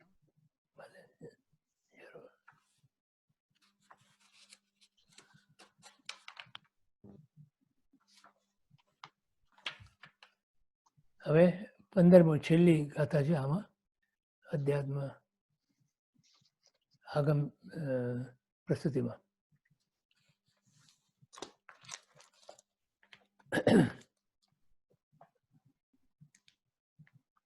અન્યોન્ય પ્રતિપક્ષ ભાવ વિતતાન સ્વસ્વાર્થ સત્યન્નયાન નાપેક્ષ વિષય ગ્રહૈર વિભજતે માધ્યસ્થમાસ્થાય સ્યાદ્વાદેષુ પથે નિવેશ્ય હરતે તેષાં તુ મૂઢતામ કુંદેન્દુ પ્રતિમમ યશો વિજયિન તસ્યૈવ સંવર્ધતે. આમાં પોતાનું નામ એમણે મૂકી દીધું છે, યશો વિજય મારા સાહેબે ઉપાધ્યાય. પરસ્પર શત્રુભાવને લીધે નિષ્ફળ અને પોતપોતાના અર્થમાં સત્ય એવા નયોનો જે પુરુષ અપેક્ષા વિષયના આગ્રહ વડે મધ્યસ્થપણાનો આશ્રય કરીને વિભાગ કરે છે, તથા જે માણસ સ્યાદવાદ રૂપી સારા માર્ગમાં ચિત્તને સ્થાપન કરીને તે નયોની દિગ્મૂઢતાનો નાશ કરે છે, તે જ વિજયવંત પુરુષનું કુંદ પુષ્પ તથા ચંદ્રના જેવું ઉજ્જવળ યશ વૃદ્ધિ પામે છે. એટલે શું કહે છે? કોનો? કે નયોમાં અન્ય વિરોધાભાસને લીધે પરપક્ષમાં નિષ્ફળ ઠરતા છતાં પોતપોતાના પક્ષમાં સાચા ઠરતા નયોને સ્યાદવાદી મધ્યસ્થ ભાવે યોગ્ય રીતે ગ્રહણ કરે છે. કોણ? જે સ્યાદવાદને પામ્યો છે તે અન્ય નયોની ગૌણ મુખ્યતાની અપેક્ષાને ગ્રહણ કરે છે. એટલે દરેક નયની અંદર મુખ્ય અને ગૌણ એમ બંને રીતે અપેક્ષા લગાડી અને એને ગ્રહણ કરવાનું. તે સન્માર્ગ કહેવાય. અને એવા સન્માર્ગમાં જે નિપુણ છે એવા ન્યાય માર્ગમાં ચિત્તને સ્થાપન કરે છે અને વિરોધાભાસનું નિવારણ કરે છે. એમાં કોઈ વિરોધાભાસ છે જ નહીં તેવા સમ્યક દ્રષ્ટિવંત આત્મા નિર્મળ યશને પામે છે. યશ એટલે અહીંયા અમને પોતાનું નામ યશો વિજય ઉપાધ્યાય એ પણ અંદર આવી રહ્યું. અહીં યશ શબ્દ વડે ગ્રંથકારે યશો વિજય નામને સૂચિત કર્યું છે. દરેક એમણે છેલ્લે આ રીતે મૂક્યું જ છે. અન્યોન્યના વેરભાવથી ખોટા ઠરતા પરંતુ પોતપોતાના અર્થમાં સત્ય એવા નયોને વિશે જે મધ્યસ્થ ભાવનો આશ્રય કરી અપેક્ષાના વિષયનો આગ્રહ રાખી વિભાજિત કરતા નથી તથા સ્યાદવાદ રૂપી સન્માર્ગમાં સ્થાપીને તેમની દિગ્મુક્તાને જે હરી લે છે તે વિજયવંત પુરુષનો કુંદ પુષ્પ અને ચંદ્ર જેવો યશ વૃદ્ધિ પામે છે. કુંદ એક પ્રકારનું પુષ્પ થાય છે. દરેક પરિસ્થિતિ, વિચાર, આચાર વગેરેને જુદા જુદા દૃષ્ટિબિંદુથી નિહાળી શકાય. એમાં એવું પણ બને કે એકની દ્રષ્ટિએ જે સાચું હોય તે બીજાની દ્રષ્ટિએ ખોટું હોય. જ્યાં પરસ્પર વૈરભાવ હોય ત્યાં તો બીજાના મતને ખોટો ઠરાવવાનું વલણ આવ્યા વગર રહે નહીં. બીજી બાજુ પોતાના મતમાં સત્ય રહેલું છે એવું પ્રામાણિકપણે લાગવાનો સંભવ રહે છે. આમ જુદા જુદા નયો વચ્ચે ગજગ્રાહ રહેવાનો અને એમાંથી વૈમનસ્ય જન્મવાનો. પરંતુ જેઓએ સ્યાદવાદનો અભ્યાસ કર્યો છે અને જીવનમાં એને ઉતાર્યો છે એવા પુરુષોમાં માધ્યસ્થ દ્રષ્ટિ આવી જાય છે. જ્યાં જેટલું જે અપેક્ષાએ સત્ય હોય છે ત્યાં તેટલું સત્ય તેઓ અવશ્ય ગ્રહણ કરે છે. આપણે માધ્યસ્થ ભાવ હમણાં લીધો હતો એમાં પણ આ જ વસ્તુ હતી કે જીવનની અંદર માધ્યસ્થ ભાવ તો કેળવવો તો ત્યાં ઝઘડા ન રહે. તો જ્યાં જેટલું જે અપેક્ષાએ સત્ય હોય ત્યાં તેટલું સત્ય તેઓ અવશ્ય તેથી અપેક્ષાએ ગ્રહણ કરે છે. આંશિક સત્ય હોય પણ તેનો અનાદર કે અસ્વીકાર કરવાનું આવા માધ્યસ્થ ભાવવાળાને રૂચતું નથી. એને ઝઘડો જ ના ગમે. તેઓ ન્યાયશાસ્ત્રના અભ્યાસી હોય છે એટલે જુદા જુદા નયની દ્રષ્ટિએ ગૂંચને ઉકેલતા અને યોગ્ય વિભાજન કરતા તેઓને આવડે છે. આથી ભિન્ન ભિન્ન નય વચ્ચે થયેલા વિવાદનો તેઓ સામંજસ્યપૂર્ણ ઉકેલ શોધી આપી શકે છે. જેમનામાં આવી શક્તિ રહેલી હોય તેઓને કુદરતી રીતે જ યશ મળે છે. તેમનો યશ કુંદ પુષ્પ જેવો કે ચંદ્ર જેવો ઉજ્જવળ હોય છે અને તે વૃદ્ધિ પામતો રહે છે. ઉપાધ્યાય શ્રી યશોવિજયજીએ શ્લેષથી આ છેલ્લા શ્લોકમાં પોતાના નામને ગૂંથી લીધું છે. ઉપાધ્યાયજી મહારાજ ન્યાય વિશારદ હતા એટલે એ દ્રષ્ટિએ પણ એમણે આ ગ્રંથમાં ભિન્ન ભિન્ન દર્શનોની તત્વમીમાંસાને સ્યાદવાદની શૈલીથી ગૂંથી લીધી છે. એમના આ ભગીરથ કાર્ય માટે એમને અવશ્ય યશ મળ્યો છે. ઇતિ જિનમત સ્તુતિ અધિકાર સંપૂર્ણ. પ્રબંધ છઠ્ઠો પણ સંપૂર્ણ થયો. હવે આવે છે પ્રબંધ 7મો. બોલો, હવે કોઈ પ્રશ્ન હોય તો લઈએ, નહીં તો આગળ જેટલો સમય હોય એ પ્રમાણે લઈએ. હજી ટાઈમ છે આપણી પાસે. બોલો. ના, પ્રશ્ન નથી અંકલ કોઈ.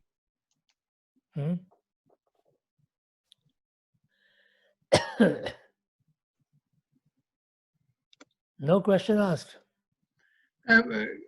ગિરીશભાઈ મહોપાધ્યાય જૈન મતની તો ખરેખર સ્તુતિ કરી જ. ત્યાં ચેપ્ટર નું નામ છે એ પોતે એમને છે ને ન્યાય વિશારદ નામનું જે બિરુદ મળેલું ને એ અન્ય દર્શનકારોએ આપ્યું હતું. જૈનો નહોતું આપ્યું.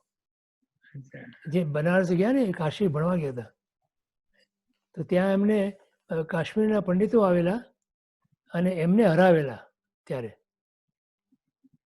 એટલે એમને ત્યાંના પંડિતોએ, બ્રાહ્મણ પંડિતોએ ન્યાય વિશારદ નામનો ઇલકાબ આપ્યો હતો. એટલી બધી એની ખ્યાતિ હતી ત્યાં. મહોપાધ્યાય જબરદસ્ત. એમને લઘુ હરિભદ્ર પણ કહે છે.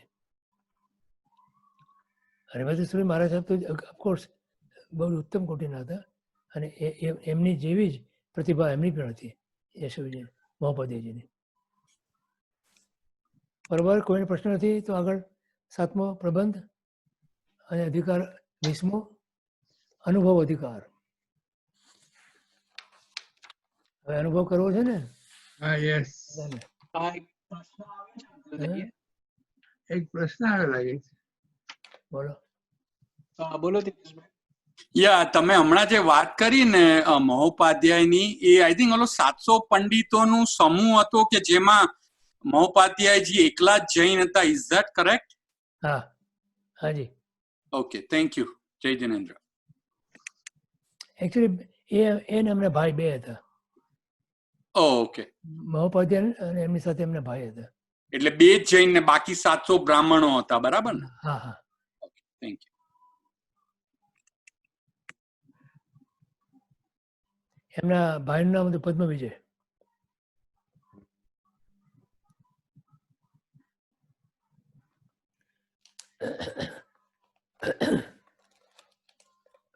તો પ્રબંધ 7મો અધિકાર 20મો અનુભવ અધિકાર.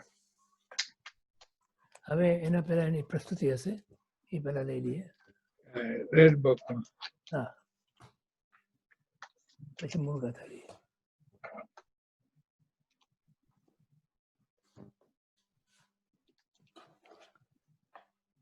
અનુભવ અધિકારમાં ગ્રંથકારે ચંચળ અને એકાગ્ર ચિત્તની અવસ્થાઓ દર્શાવી છે.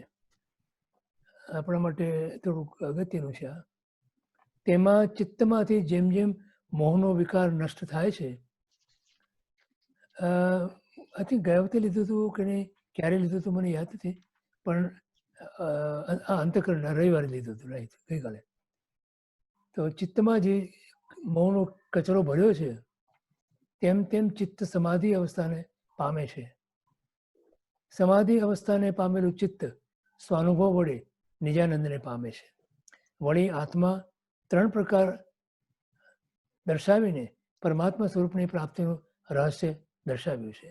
કેવળ વિષયમાં ભમતા મનવાળો જીવ બહિરાત્મા છે, પરંતુ જેને સંસારની તુચ્છતા અને નિસારતાનો બોધ પરિણમ્યો છે તે મહાત્મા અંતરાત્મ દશા પામીને અંશે સ્વાનુભૂતિ પામે છે. અને એ જ આત્મા કર્મ મુક્ત થઈ પરમાત્માપણે પ્રગટ થાય છે. એ 3 દશા જે છે ને, બહિરાત્મ દશા, અંતરાત્મ દશા અને પરમાત્મા દશા. આઈ થિંક આનંદજી મહારાજ એમના 5મા સ્તવનમાં એમણે આ વાત લખેલી છે. વળી ગ્રંથકાર કહે છે કે અમે શુદ્ધ પૂર્ણ આચારને પાળવા અસમર્થ છીએ, તેથી ઈચ્છાયોગનું આરાધન કરશું. જો કે ઈચ્છાયોગ વિકલ્પવાળો છે, છતાં શુદ્ધ ધર્મ કરવાની સાચી અંતરંગ ઈચ્છા તે ઈચ્છાયોગ છે. વળી આ ઈચ્છાયોગવાળો સાધક સમ્યક દ્રષ્ટિવંત છે, શ્રુતાર્થ છે. ધર્મ ભાવનાને પ્રગટ કરવા પ્રતિક્રમણ આદિ સૂત્રોમાં પણ ઈચ્છાયોગનો સંકેત છે. ઈચ્છામી, ઈચ્છકાર જેવા શબ્દોનો ભાવાર્થ આ ઈચ્છાયોગ છે. આપણે બોલીએ છીએ ને, ઈચ્છામી કમાતણો મંદિર જાણે છે, ઈચ્છકાર, સોરાય, સુખદેવ, આ બધા. ઈચ્છાયોગનું લક્ષણ ચિત્તની નિર્દોષતા છે, નિર્ધમ્મપણું છે. આથી તો ગ્રંથકારે પ્રારંભમાં દંભત્યાગ અધિકારમાં સાધકને જાગૃત કરી દીધો છે કે જો દંભ હશે તો તારી દીર્ઘકાળની સાધના પણ નિષ્ફળ જશે. દંભનો અર્થ કે જે અંદર છે તે બહાર, અને જે બહાર છે તે અંદર. બેમાં કોઈ ફરક ન હોવો જોઈએ. એ દંભનો ત્યાગ કહેવાય, એ નિર્દંભપણું કહેવાય. અંદર કંઈક હોય બહાર કંઈક હોય તો એ દંભ કહેવાય. અને એવા જીવ ક્યારે બી પામી ના શકે. અને સમ્યક્ત્વ અધિકારમાં તો કહ્યું છે કે સમ્યક દર્શન વગર તારી સાધના તને પરિભ્રમણથી મુક્ત નહીં કરે. આત્મજ્ઞાન વગરનું જાણેલું સર્વ વ્યર્થ છે. વળી ઈચ્છાયોગ અપૂર્ણ હોવાથી અહીં પ્રમાદ પણ છે. જેટલે અંશે પ્રમાદ દૂર થાય, મોહ શમે, તેટલો અધ્યાત્મ વિકાસ પાય. ત્યાર પછી સાધક શાસ્ત્ર યોગને પાત્ર થાય છે. 3 યોગ ખબર છે ને? ઈચ્છા યોગ, શાસ્ત્ર યોગ અને સામર્થ્ય યોગ. તો ઈચ્છા યોગ હોય જીવને, ઈચ્છા માત્ર નહીં હોય, ઈચ્છાનો યોગ. અને પછી ઈચ્છા યોગ, પછી શાસ્ત્ર યોગ અને પછી સામર્થ્ય યોગ. અર્થાત ત્યાર પછી સાધક શાસ્ત્ર યોગને પાત્ર થાય છે. અર્થાત આગમના બોધનું દ્રઢપણું છે. શાસ્ત્ર યોગથી બોધને પામીને સાધકમાં સામર્થ્ય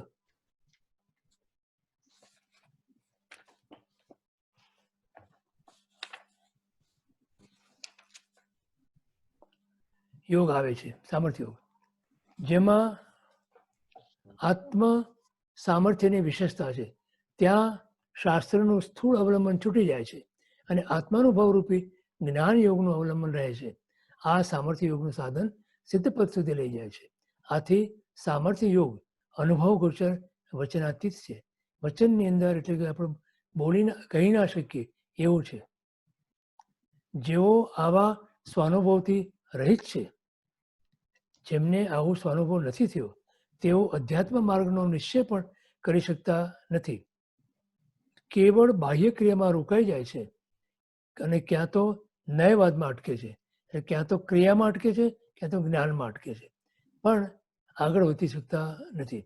બંને પડવાના માર્ગો છે. માત્ર કોઈ ક્રિયા જડ થઈ રહ્યા શુષ્ક જ્ઞાનમાં માને માર્ગ મોક્ષનો કરુણા ઉપજવી જોઈએ. જ્ઞાનીને કરુણા કેમ આવે છે? તે ઘણા લોકો માત્ર ક્રિયાની અંદર જડતાપૂર્વક વળી રહ્યા છે અને ઘણા શુષ્ક જ્ઞાનની અંદર જ, અને ભાન નથી કાંઈ. તો એ બંને જણા માર્ગને પામી શકતા નથી. ધન, માન, પરિવાર એમ અનેક પ્રકારે ઇન્દ્રિય સુખમાં જગતના જીવો આસક્ત હોય છે. તેવું સુખ મેળવવા ઘણો પરિશ્રમ કરે છે, પરંતુ નિર્દોષ આત્મિક કે સત્સુખ આકાંક્ષી કોઈ વિરલ જીવ હોય છે. કારણ કે આવું આત્મિક સત્સુખ ઇન્દ્રિયજન્ય સુખના કારણોથી તદ્દન વિપરીત છે. તેમાં આકાશ અને ગગન જેટલું અંતર છે. આત્મિક સુખ નિજ સ્વરૂપમાં હોવાથી તેમાં બાહ્ય સાધનોની જરૂર નથી. તે અતિન્દ્રિય સુખ છે. જેમ જેમ તેની વૃદ્ધિ તેમ તેમ તૃપ્તિનો અનુભવ થાય છે. તૃપ્તિનો અનુભવ. આથી બાહ્ય વિષયોની તૃષ્ણા નષ્ટ થઈ જાય છે. ત્યારે સાધકને પોતે શુદ્ધ ચૈતન્ય સ્વરૂપ એવો આત્મા હું છું તેનું નિરંતર સ્મરણ રહે છે. માટે તપ શેના માટે કરવાનો છે? પણ પરીક્ષણ આવશે એટલે બધા તપ કરશે, પણ તપ કેમ કરવાનો છે? તપથી તૃપ્તિ. આ એક લખી રાખો, તપથી તૃપ્તિ. મને સંતોષ થવો જોઈએ, મને તૃપ્તિ થવી જોઈએ. તપ કર્યું, મને કાંઈ જ જોઈતું નથી. મને I don't need anything, I don't want anything, I don't wish anything.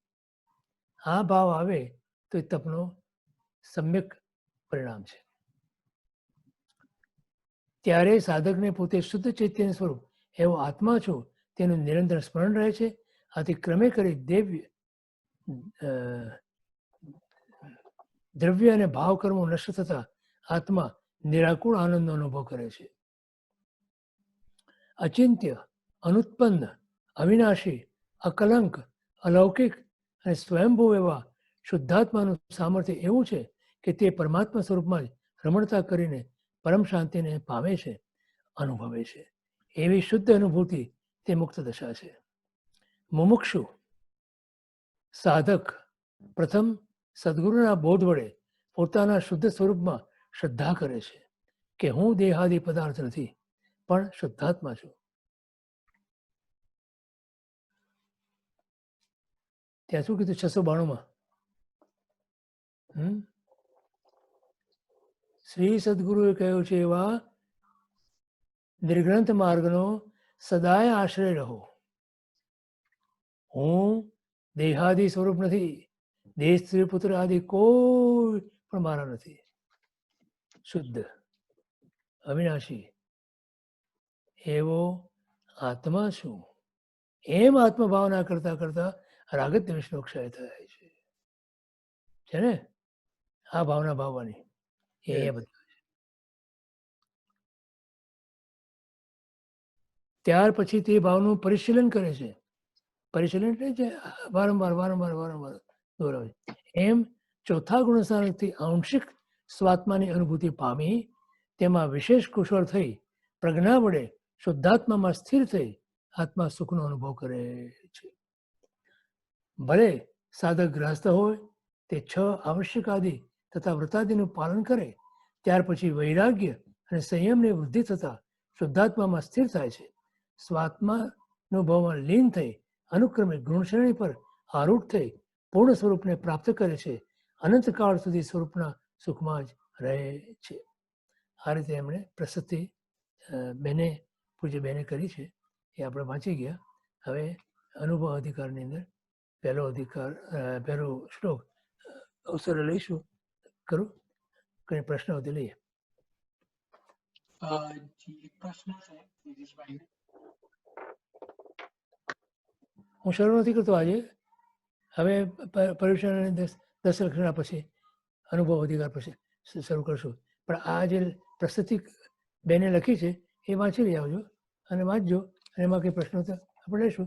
પણ ઇન ધ મીન ટાઈમ અત્યારે કોઈને કંઈ પ્રશ્નો તો લઈએ. એક પ્રશ્ન છે દિનેશભાઈને. હે એક પ્રશ્ન છે દિનેશભાઈને. જય જિનેન્દ્ર ગિરીશભાઈ, આ છેલ્લો પેરેગ્રાફમાં જે લખ્યું હાજી એનો મતલબ એવો થાય છે કે સાધક ગૃહસ્થ રહીને પણ એટલે કે ચારિત્ર લીધા વગર પણ મોક્ષને પ્રાપ્ત કરી શકે છે કે મારી ગેરસમજ થાય છે આમાં? નહીં, એમની સમજવાનું. ગ્રસ્તપણામાં એની શરૂઆત કરી શકે છે. મોક્ષ માર્ગમાં ગ્રસ્તપણાથી આવી શકાય છે. અને એમ કરતાં કરતાં આગળ જતા ચોથું ગુણસ્થાન એટલે સમ્યક દર્શનને પ્રાપ્ત કરે, શ્રાવકના વ્રતો ગ્રહણ કરે એટલે 5મું ગુણસ્થાનક આવે. અને ત્યાર પછી એ સંસારનો ત્યાગ કરી અને મુનિપણું ગ્રહણ કરે એટલે 6ઠું ગુણસ્થાનક આવે. અને એમાં સ્થિર રહે, નિર્વિકલ્પ સમાધિ આવે તો 7મું ગુણસ્થાનક આવે. અને પછી જે શ્રેણી માંડે તો 8મા 9મા 10મા ગુણસ્થાનકની અંદર વિતરાગ દશાને પામી અને 12માની અંદર ત્રણેય ઘાતી કર્મોનો ક્ષય કરી કેવળ જ્ઞાન, કેવળ દર્શન અને પૂર્ણ આનંદને પામી અને વિતરાગ બને અને કેવળ જ્ઞાની બને. આ ક્રમ છે એનો. તો ગ્રસ્તપણામાં શરૂઆત કરી શકે જીવ અને ગ્રસ્તપણા અમુક કક્ષાએ પહોંચી શકે જીવ. પણ પછી મોક્ષ માટે તો એને આ ક્રમમાં જવું પડે. 6ઠ્ઠા ગુણસ્થાનકમાં મુનિપણું છે, 7મા ગુણસ્થાનકમાં મુનિપણું છે, 8મા ગુણસ્થાનકથી શ્રેણી માંડે અને 10મા ગુણસ્થાનકમાં વિતરાગ બને અને 12મા ગુણસ્થાનકની અંદર બીજા 3 ઘાતી કર્મનો ક્ષય કરી કેવળ જ્ઞાનની પ્રાપ્તિ કરે અને 13મું ગુણસ્થાનક આવે. ત્યાં આયુષ્ય જેટલું હોય એટલું રહી 14મા ગુણસ્થાનકમાં 5 અનુસ્વાર બોલીએ એટલો સમય રહી અને મોક્ષે જાય. આ એનો ક્રમ છે. Thank you.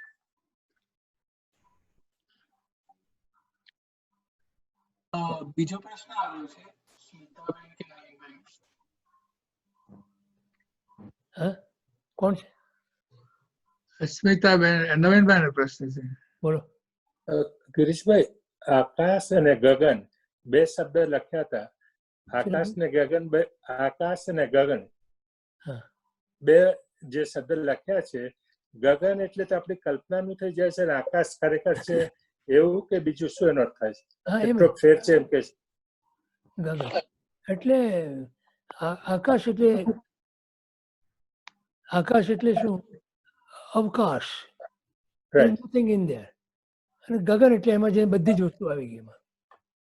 તો એટલો ફેર છે એમ કરવું, એટલે બે વચ્ચે બહુ ફેર છે એ મારા સમજમાં આવ્યું. Is that right or something akash something is there? આકાશ શબ્દથી શું સમજવાનું છે કે ખાલી કાંઈ જ નથી એમાં, અવકાશ. અને ગગન એટલે ગગનની અંદર બધી જ છ દ્રવ્યો આવી ગયા અંદર. બરાબર. બંને ફરક એમ. તો એનાથી અનુભવ જ્ઞાની કે જે વાત કરવાના છે કે અહીંયા છે એવો ફેર કેવી રીતે સમજી શકાય? એટલે વોટ ઇઝ ધેટ? એટલે તમે ઇન્દ્રિયજન્ય જે અનુભવ છે, ઇન્દ્રિયજન્ય જે અનુભવ છે એ અને ઇન્દ્રિયાતીત જે અનુભવ છે એ બેમાં આટલો ફરક છે. ઇન્દ્રિયજન્ય અનુભવમાં બધું આખું વિશ્વ આવી જાય છે. ઓકે. અને ઇન્દ્રિયાતીત અનુભવની અંદર કાંઈ જ નથી હોતું, એ શૂન્ય હોય છે. Okay, thank you. ગિરીશભાઈ, આ તેજસનો જે પ્રશ્ન હતો ને ગ્રહસ્થપણા વિશે, એમાં મને એક પ્રશ્ન છે કે ગ્રહસ્થની ભાવ દીક્ષા એટલે શું? હવે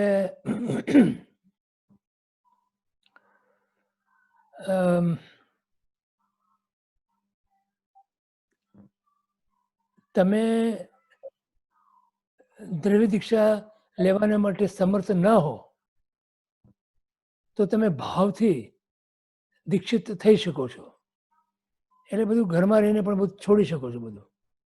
પણ ઘરનો ત્યાગ નથી કર્યો, કુટુંબ પરિવારનો ત્યાગ નથી કર્યો તમે, પણ ઘરમાં રહી અને એક ખૂણો સાધી લીધો હોય અને તમે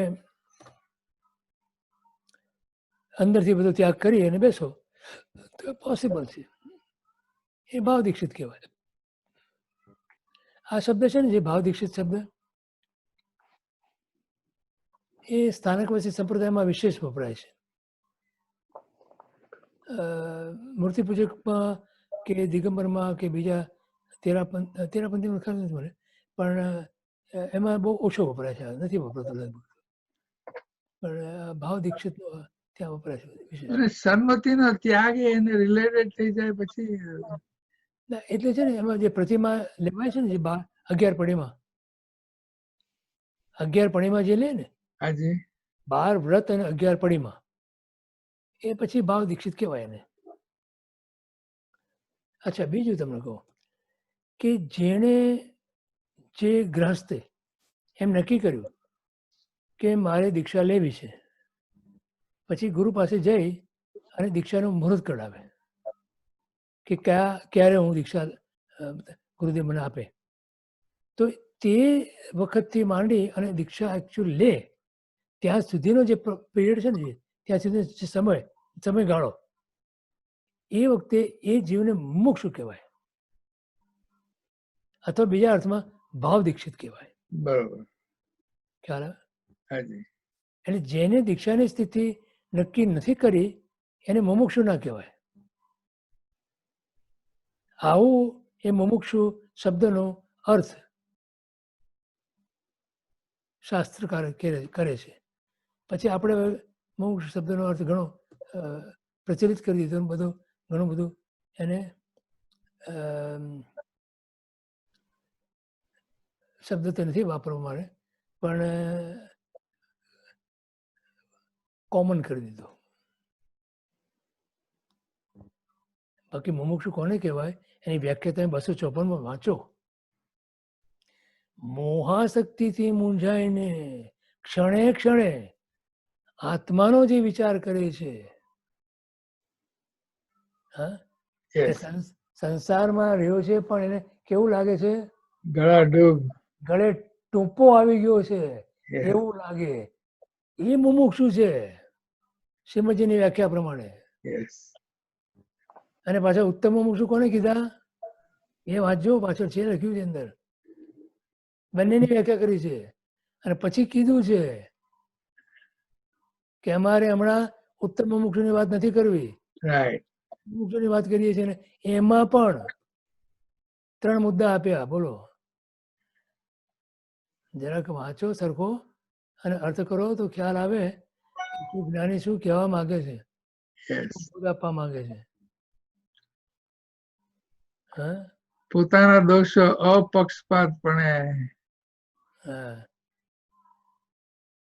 એટલે આવું બધું છે પણ હવે એનો છૂટ આપીએ લોકો જાઓ કરો એ બાને આવતા હોય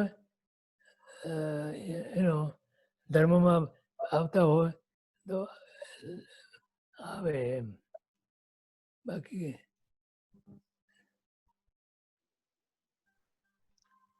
બોલો જુઓ ભગવાનના વખત પછી થોડા વખત સુધી આખા ભારતની અંદર મેં તમને વાત કરી હતી 55 કરોડ જૈનો હતા 55 કરોડ અત્યારે કેટલા છે 45 લાખથી 50 લાખ 45 લાખ બરોબર લેસ દેન 1% બરોબર છે મારી વાત આ બધા એકાઉન્ટન્ટો બેઠા છે બોલો Tejas is number one less accountant. Less than 1% થયું ને Yeah. Man, what happened to 99% plus ને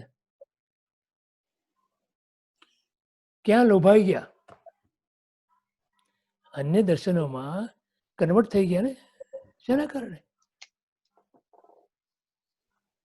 પ્રલોભનો ને કેવળ પ્રલોભન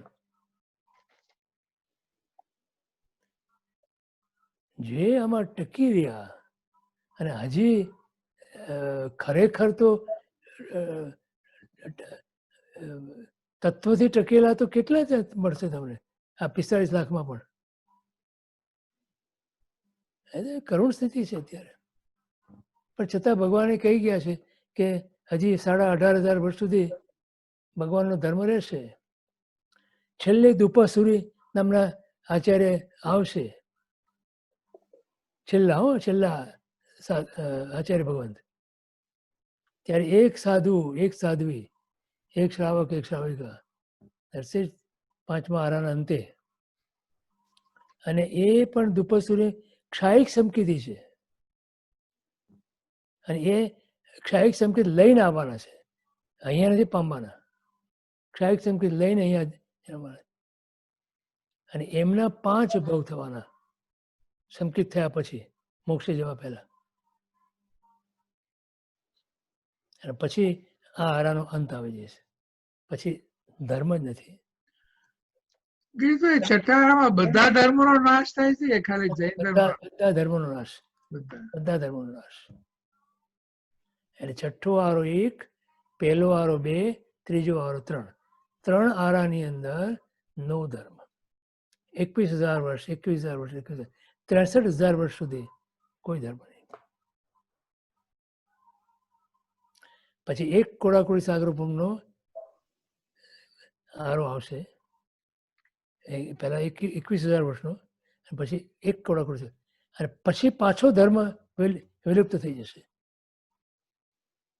અને તે પછી 18 કોડાકોડી સાગરોપમ સુધી ધર્મ જ નહીં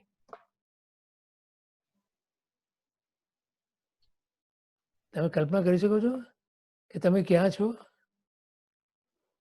અને શું કેવું પ્રાપ્ત થયું તમને કેટલી દુર્લભતા પ્રાપ્ત છે અત્યારે હવે કેટલી દુર્લભતા છે ને એ તમને અત્યારે આપણને પ્રાપ્ત થઈ છે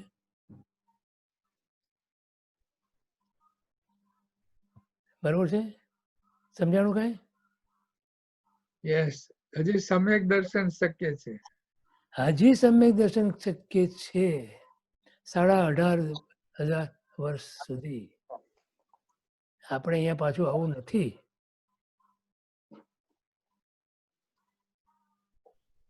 જો તમે અત્યારે અહીંયા સમ્યક દર્શન પામી જાઓ તો તમારે અહીંયા પાછા આવવું ના પડે એ પણ નિશ્ચિત છે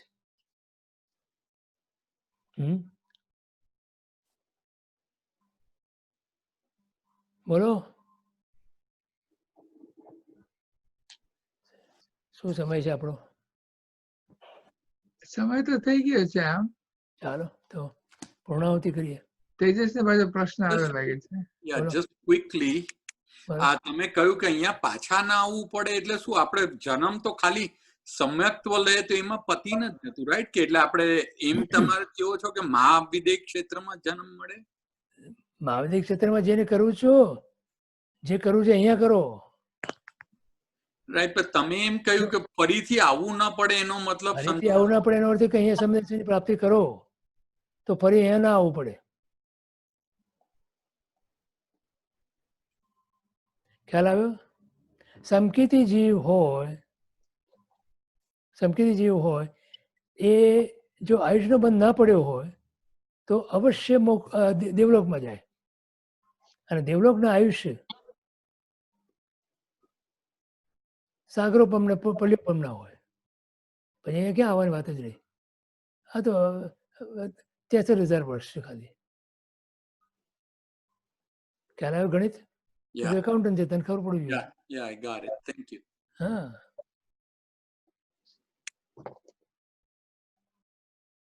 મને તો સમ્યક દર્શન વગર અહીંથી જવું નથી એવો નિર્ણય કરવો જોઈએ બધાએ. બેનનો નિર્ણય હતો કે સંકેત વગર આ દેહ ના છૂટે. પણ પાછો એનો પુરુષાર્થ બી એવો જ કરવો પડે. હો, સોફા પર બેઠા બેઠા સમ્યક દર્શનની પ્રાપ્તિ નથી થતી.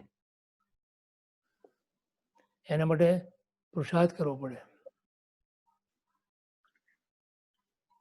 અપ્રમત્તપણે કર્યો. બોલો, કોઈ પ્રશ્ન ના હોય તો પછી આપણે અંતમંગળ કરશું. હાજી. ચાલો. સર્વ મંગલ માંગલ્યમ સર્વ કલ્યાણ કારણમ પ્રધાનમ સર્વ ધર્માણમ જૈનમ જયતિ શાસનમ સદગુરુ દેવ મહાવીર સ્વામી ભગવાન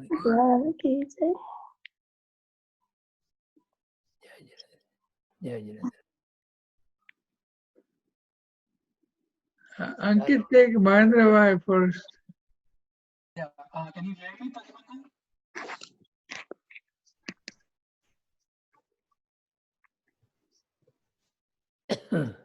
Can you hear me, Pratibandhu? Your voice is gone short today. જય જિનેન્દ્ર ગિરીશભાઈ. જય જિનેન્દ્ર. જય જિનેન્દ્ર. હર્ષિતાબેન પ્રણામ. સાતામાં રહેજો. સાતામાં રહેજો. તમે પણ. હાજી. જય જિનેન્દ્ર. જય જિનેન્દ્ર. જય Jinendra. Pratibandhu, you want to take it today? I don't think my Yeah, okay. I think you need to raise your microphone volume, not speaker volume. Yeah, I tried couple of things, but Okay, then આપણે લીલાબેન ને લઈએ. લીલાબેન બોલો.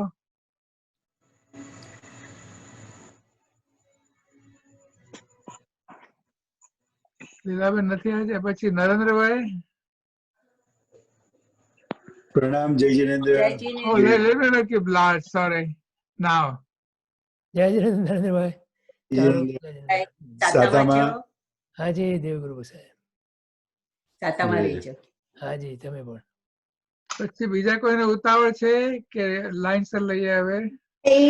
જય જિનેન્દ્ર. આ કિશોરભાઈ બોલો. જય જિનેન્દ્ર કિશોરબેન. જય જિનેન્દ્ર સાતામાં રહેજો. ક્રિશભાઈ. હાજી હાજી સાતામાં રહેજો. તમે પણ પાય લાગુ. જય જિનેન્દ્રબેન. તમે આજે સરસ બધું કહ્યું, પણ હવે આ બધું ક્યારે થશે કઈ ખબર નથી પડતી. તમને ખબર ના હોય બીજા કોને ખબર હોય? સમ્યક. હા, તમને ના ખબર હોય તો કોને ખબર હોય બીજા? તમારી ખબર મને જ ખબર હોવી જ જોઈએ, પણ હા. પણ એ જ છે ને, હમ. સંસાર લઈને બેઠા હોય ત્યાં સુધીમાં તો કઈ થતું જ નથી. સંસાર લઈને ભલે બેઠા પણ સંસારને તમારામાં શું ખબર રાખો છો? સંસારમાં તમે રહ્યો. ભગવાન એની ના નથી પડતા. એ ભગવાન વાત સાચી છે, તમારામાં પણ હોવો જોઈએ. તો હું આગળ વધુ કે આપણે ક્યાં એકલા રહીએ. ચાલો જય જિનેન્દ્ર. જય જિનેન્દ્ર. સવિતાબેન બોલો બેન. જય જિનેન્દ્ર ગિરીશભાઈ. જય જિનેન્દ્ર સવિતાબેન. જય જિનેન્દ્ર. જય જિનેન્દ્ર. સાતામાં છો ને? હા, સાતામાં છું. હો. પછી બીજા કોઈને ઉતાવળ છે તો બોલો. જશુભાઈ ને ઉતાવળ છે. જશુભાઈ ને જસુભાઈ તમે ઉતાવળ છે? આંગળી ઊંચી કરી હમણે. જસુભાઈ બોલો સાહેબ. જય જિનેન્દ્ર જશુભાઈ, અનમ્યુટ સુઈ કરો. ગયા કે શું? ઈશ્વરબેન તમે હવે મ્યુટ થઈ જાઓ બેન, હવે રજા આપો અમને.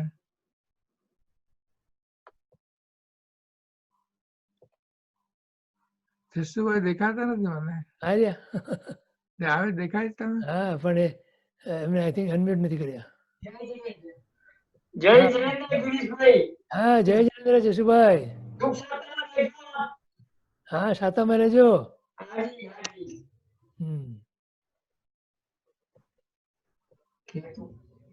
અચ્છા, બીજા કોઈને ઉતાવળ છે? બધાને ઉતાવળ છે. તો પછી હવે પણ શાંતિથી બધા પોતાને અનમ્યુટ નહીં કરતા, નામ બોલું ત્યારે જ અનમ્યુટ કરજો. દીનાબેન બોલો બેન. જય જિનેન્દ્ર ગિરીશભાઈ. જય જિનેન્દ્ર દીના, સાતામાં રહેજે. દેવગુરુ પસાય, તમે સાતામાં રહેજો. ભલે ભલે ભલે. પાય લાગુ છું. હાજી. મને ઓલી પુસ્તક મળશે તો હું તને કહીશ પછી. Okay, thank you. મારે ખાલી તમે કહો છો એ જ રીતે જોવું છે. જરાક ડિટેલમાં જોવું છે ખાલી. જસ્ટ ખાલી. કાંઈ વાંધો નહીં. Thank you. પછી નવીનભાઈ અને સ્મિતાબેન પ્લીઝ. જય જિનેન્દ્ર. જય જિનેન્દ્ર ગિરીશભાઈ. જય જિનેન્દ્ર રસલા, નવીનભાઈ. જય જિનેન્દ્ર. કેમ દેખાણા નહીં? આર્યા, આઈ કેન સી ધેમ. તમને દેખાણા છે? નથી આવતા, અમે ખબર નથી કેમ. હવે આવ્યા, લ્યો. એ તમારે સોલિડ બોલવું પડે, ખાલી આમ બોલે ગણગણ આપણને. કરવાથી ન થાય. ઓકે, જય જય જિનેન્દ્ર. જિનેન્દ્ર. સાતામાં રહેજો. મનમાં બોલું ના ચાલે એમ. રાઈટ, નો. હેમેન્દ્રભાઈ અને રેખાબેન પ્લીઝ. જય જિનેન્દ્ર ગિરીશભાઈ, સાતામાં છો? જય જિનેન્દ્ર રેખા, દેવગુરુ પ્રસાદ. સાતામાં તમે રહેજો. સાતામાં રહેજો. હા, બિલકુલ સર. હા. બીનાબેન અને હસનભાઈ. જય જિનેન્દ્ર ગિરીશભાઈ. પાય લાગુ, સાતામાં રહેજો. હાજી. જય જિનેન્દ્ર. તમે પણ. વિરેન્દ્રભાઈ અને ઉર્વશીબેન.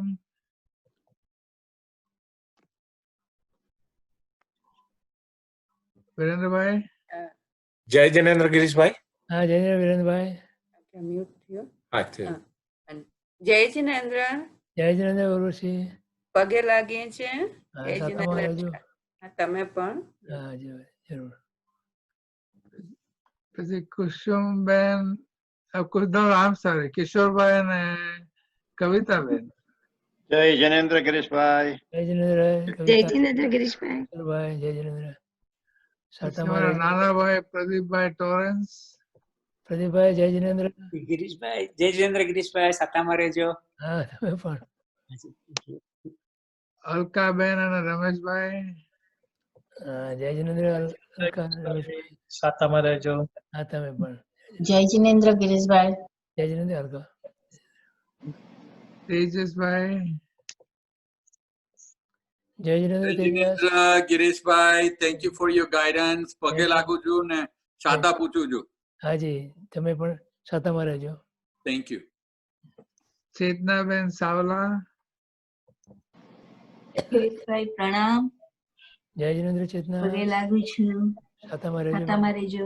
હા. કુસુમબેન શાહ. જય જિનેન્દ્ર ગિરીશભાઈ. હા, જય જિનેન્દ્ર કુસુમબેન અને રશ્મિભાઈ. જય જિનેન્દ્ર. જય જિનેન્દ્ર. જય જિનેન્દ્ર.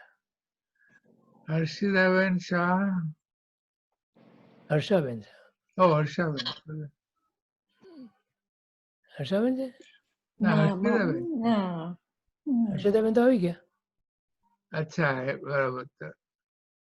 હર્ષિદાબેન કઈક એવું છે કે તમે લાઈનમાં છો, શું છે? ના ના, હર્ષાબેન આવશે. અચ્છા, હવે સૌરભબેન અને યોગેશભાઈ. હા, હા, જય જિનેન્દ્ર સૌરભ. સાતામાં છે. જય જિનેન્દ્ર ગિરીશભાઈ. હા, જય જિનેન્દ્ર યોગેશ. જય જિનેન્દ્ર. સુખ સાતામાં છો? હા, દેવગુરુ. સાતામાં છે. હાજી, સાતામાં રહેજે. હાજી. પછી મીતાબેન ને મહેશભાઈ. જય જિનેન્દ્ર ગિરીશભાઈ. મિતા, હા, જય જિનેન્દ્ર મહેશભાઈ. સાતામાં છો? હા, દેવગુરુ પાસે બરોબર છે. સાતામાં રહેજો. શીતલબેન. ગિરીશભાઈ, જય જિનેન્દ્ર. હા, જય જિનેન્દ્ર બેન. જય જય જિનેન્દ્ર. જિનેન્દ્ર, વંદન કરું છું. હા, તમે સાતામાં ને? સાતામાં પ્રભુ કૃપા સારું છે. નવીનભાઈ ગાંગર. જય જિનેન્દ્ર નવીનભાઈ. જય જિનેન્દ્ર જય જિનેન્દ્રભાઈ. પ્રણામ. હાજી સુખ શાંતિ રહેજો. હાજી તમે પણ. જ્યોતિબેન વડેચા. જય જિનેન્દ્ર ગિરીશભાઈ હા સાતામાં છો જ્યોતિ જય જિનેન્દ્ર દેવગુરુ પ્રસાદ. સાતામાં રહેજો ને મિચ્છામી દુક્કડમ. તમે પણ. રંજનબેન દેડિયા. જય જિનેન્દ્ર ગિરીશભાઈ. હા જય જિનેન્દ્ર રંજન. જય જિનેન્દ્ર. માલાબેન સંઘવી.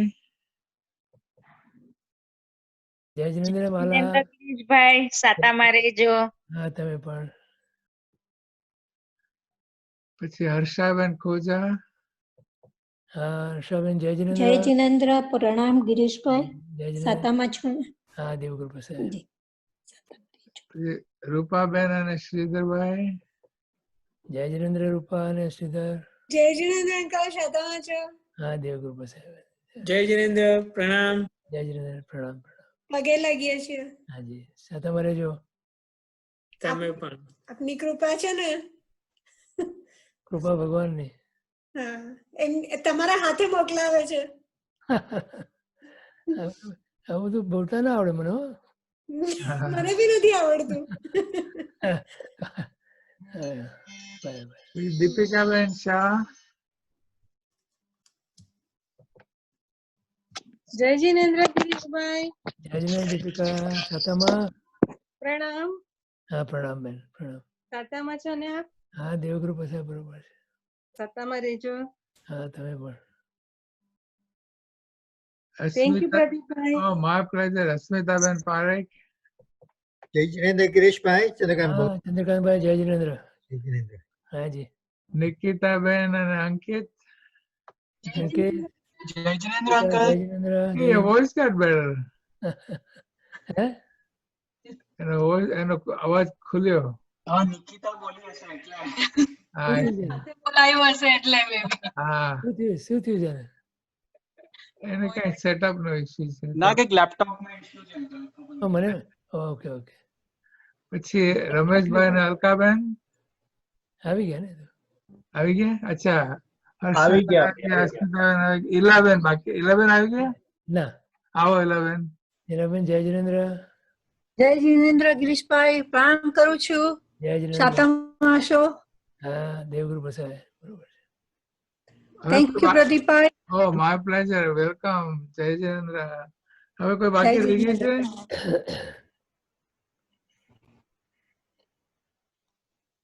તો હું મારા નમસ્કાર કરી લઉં. નમસ્કાર ગિરીશભાઈ. જય જિનેન્દ્રભાઈ જય જિનેન્દ્ર. જય જિનેન્દ્ર સાહેબ.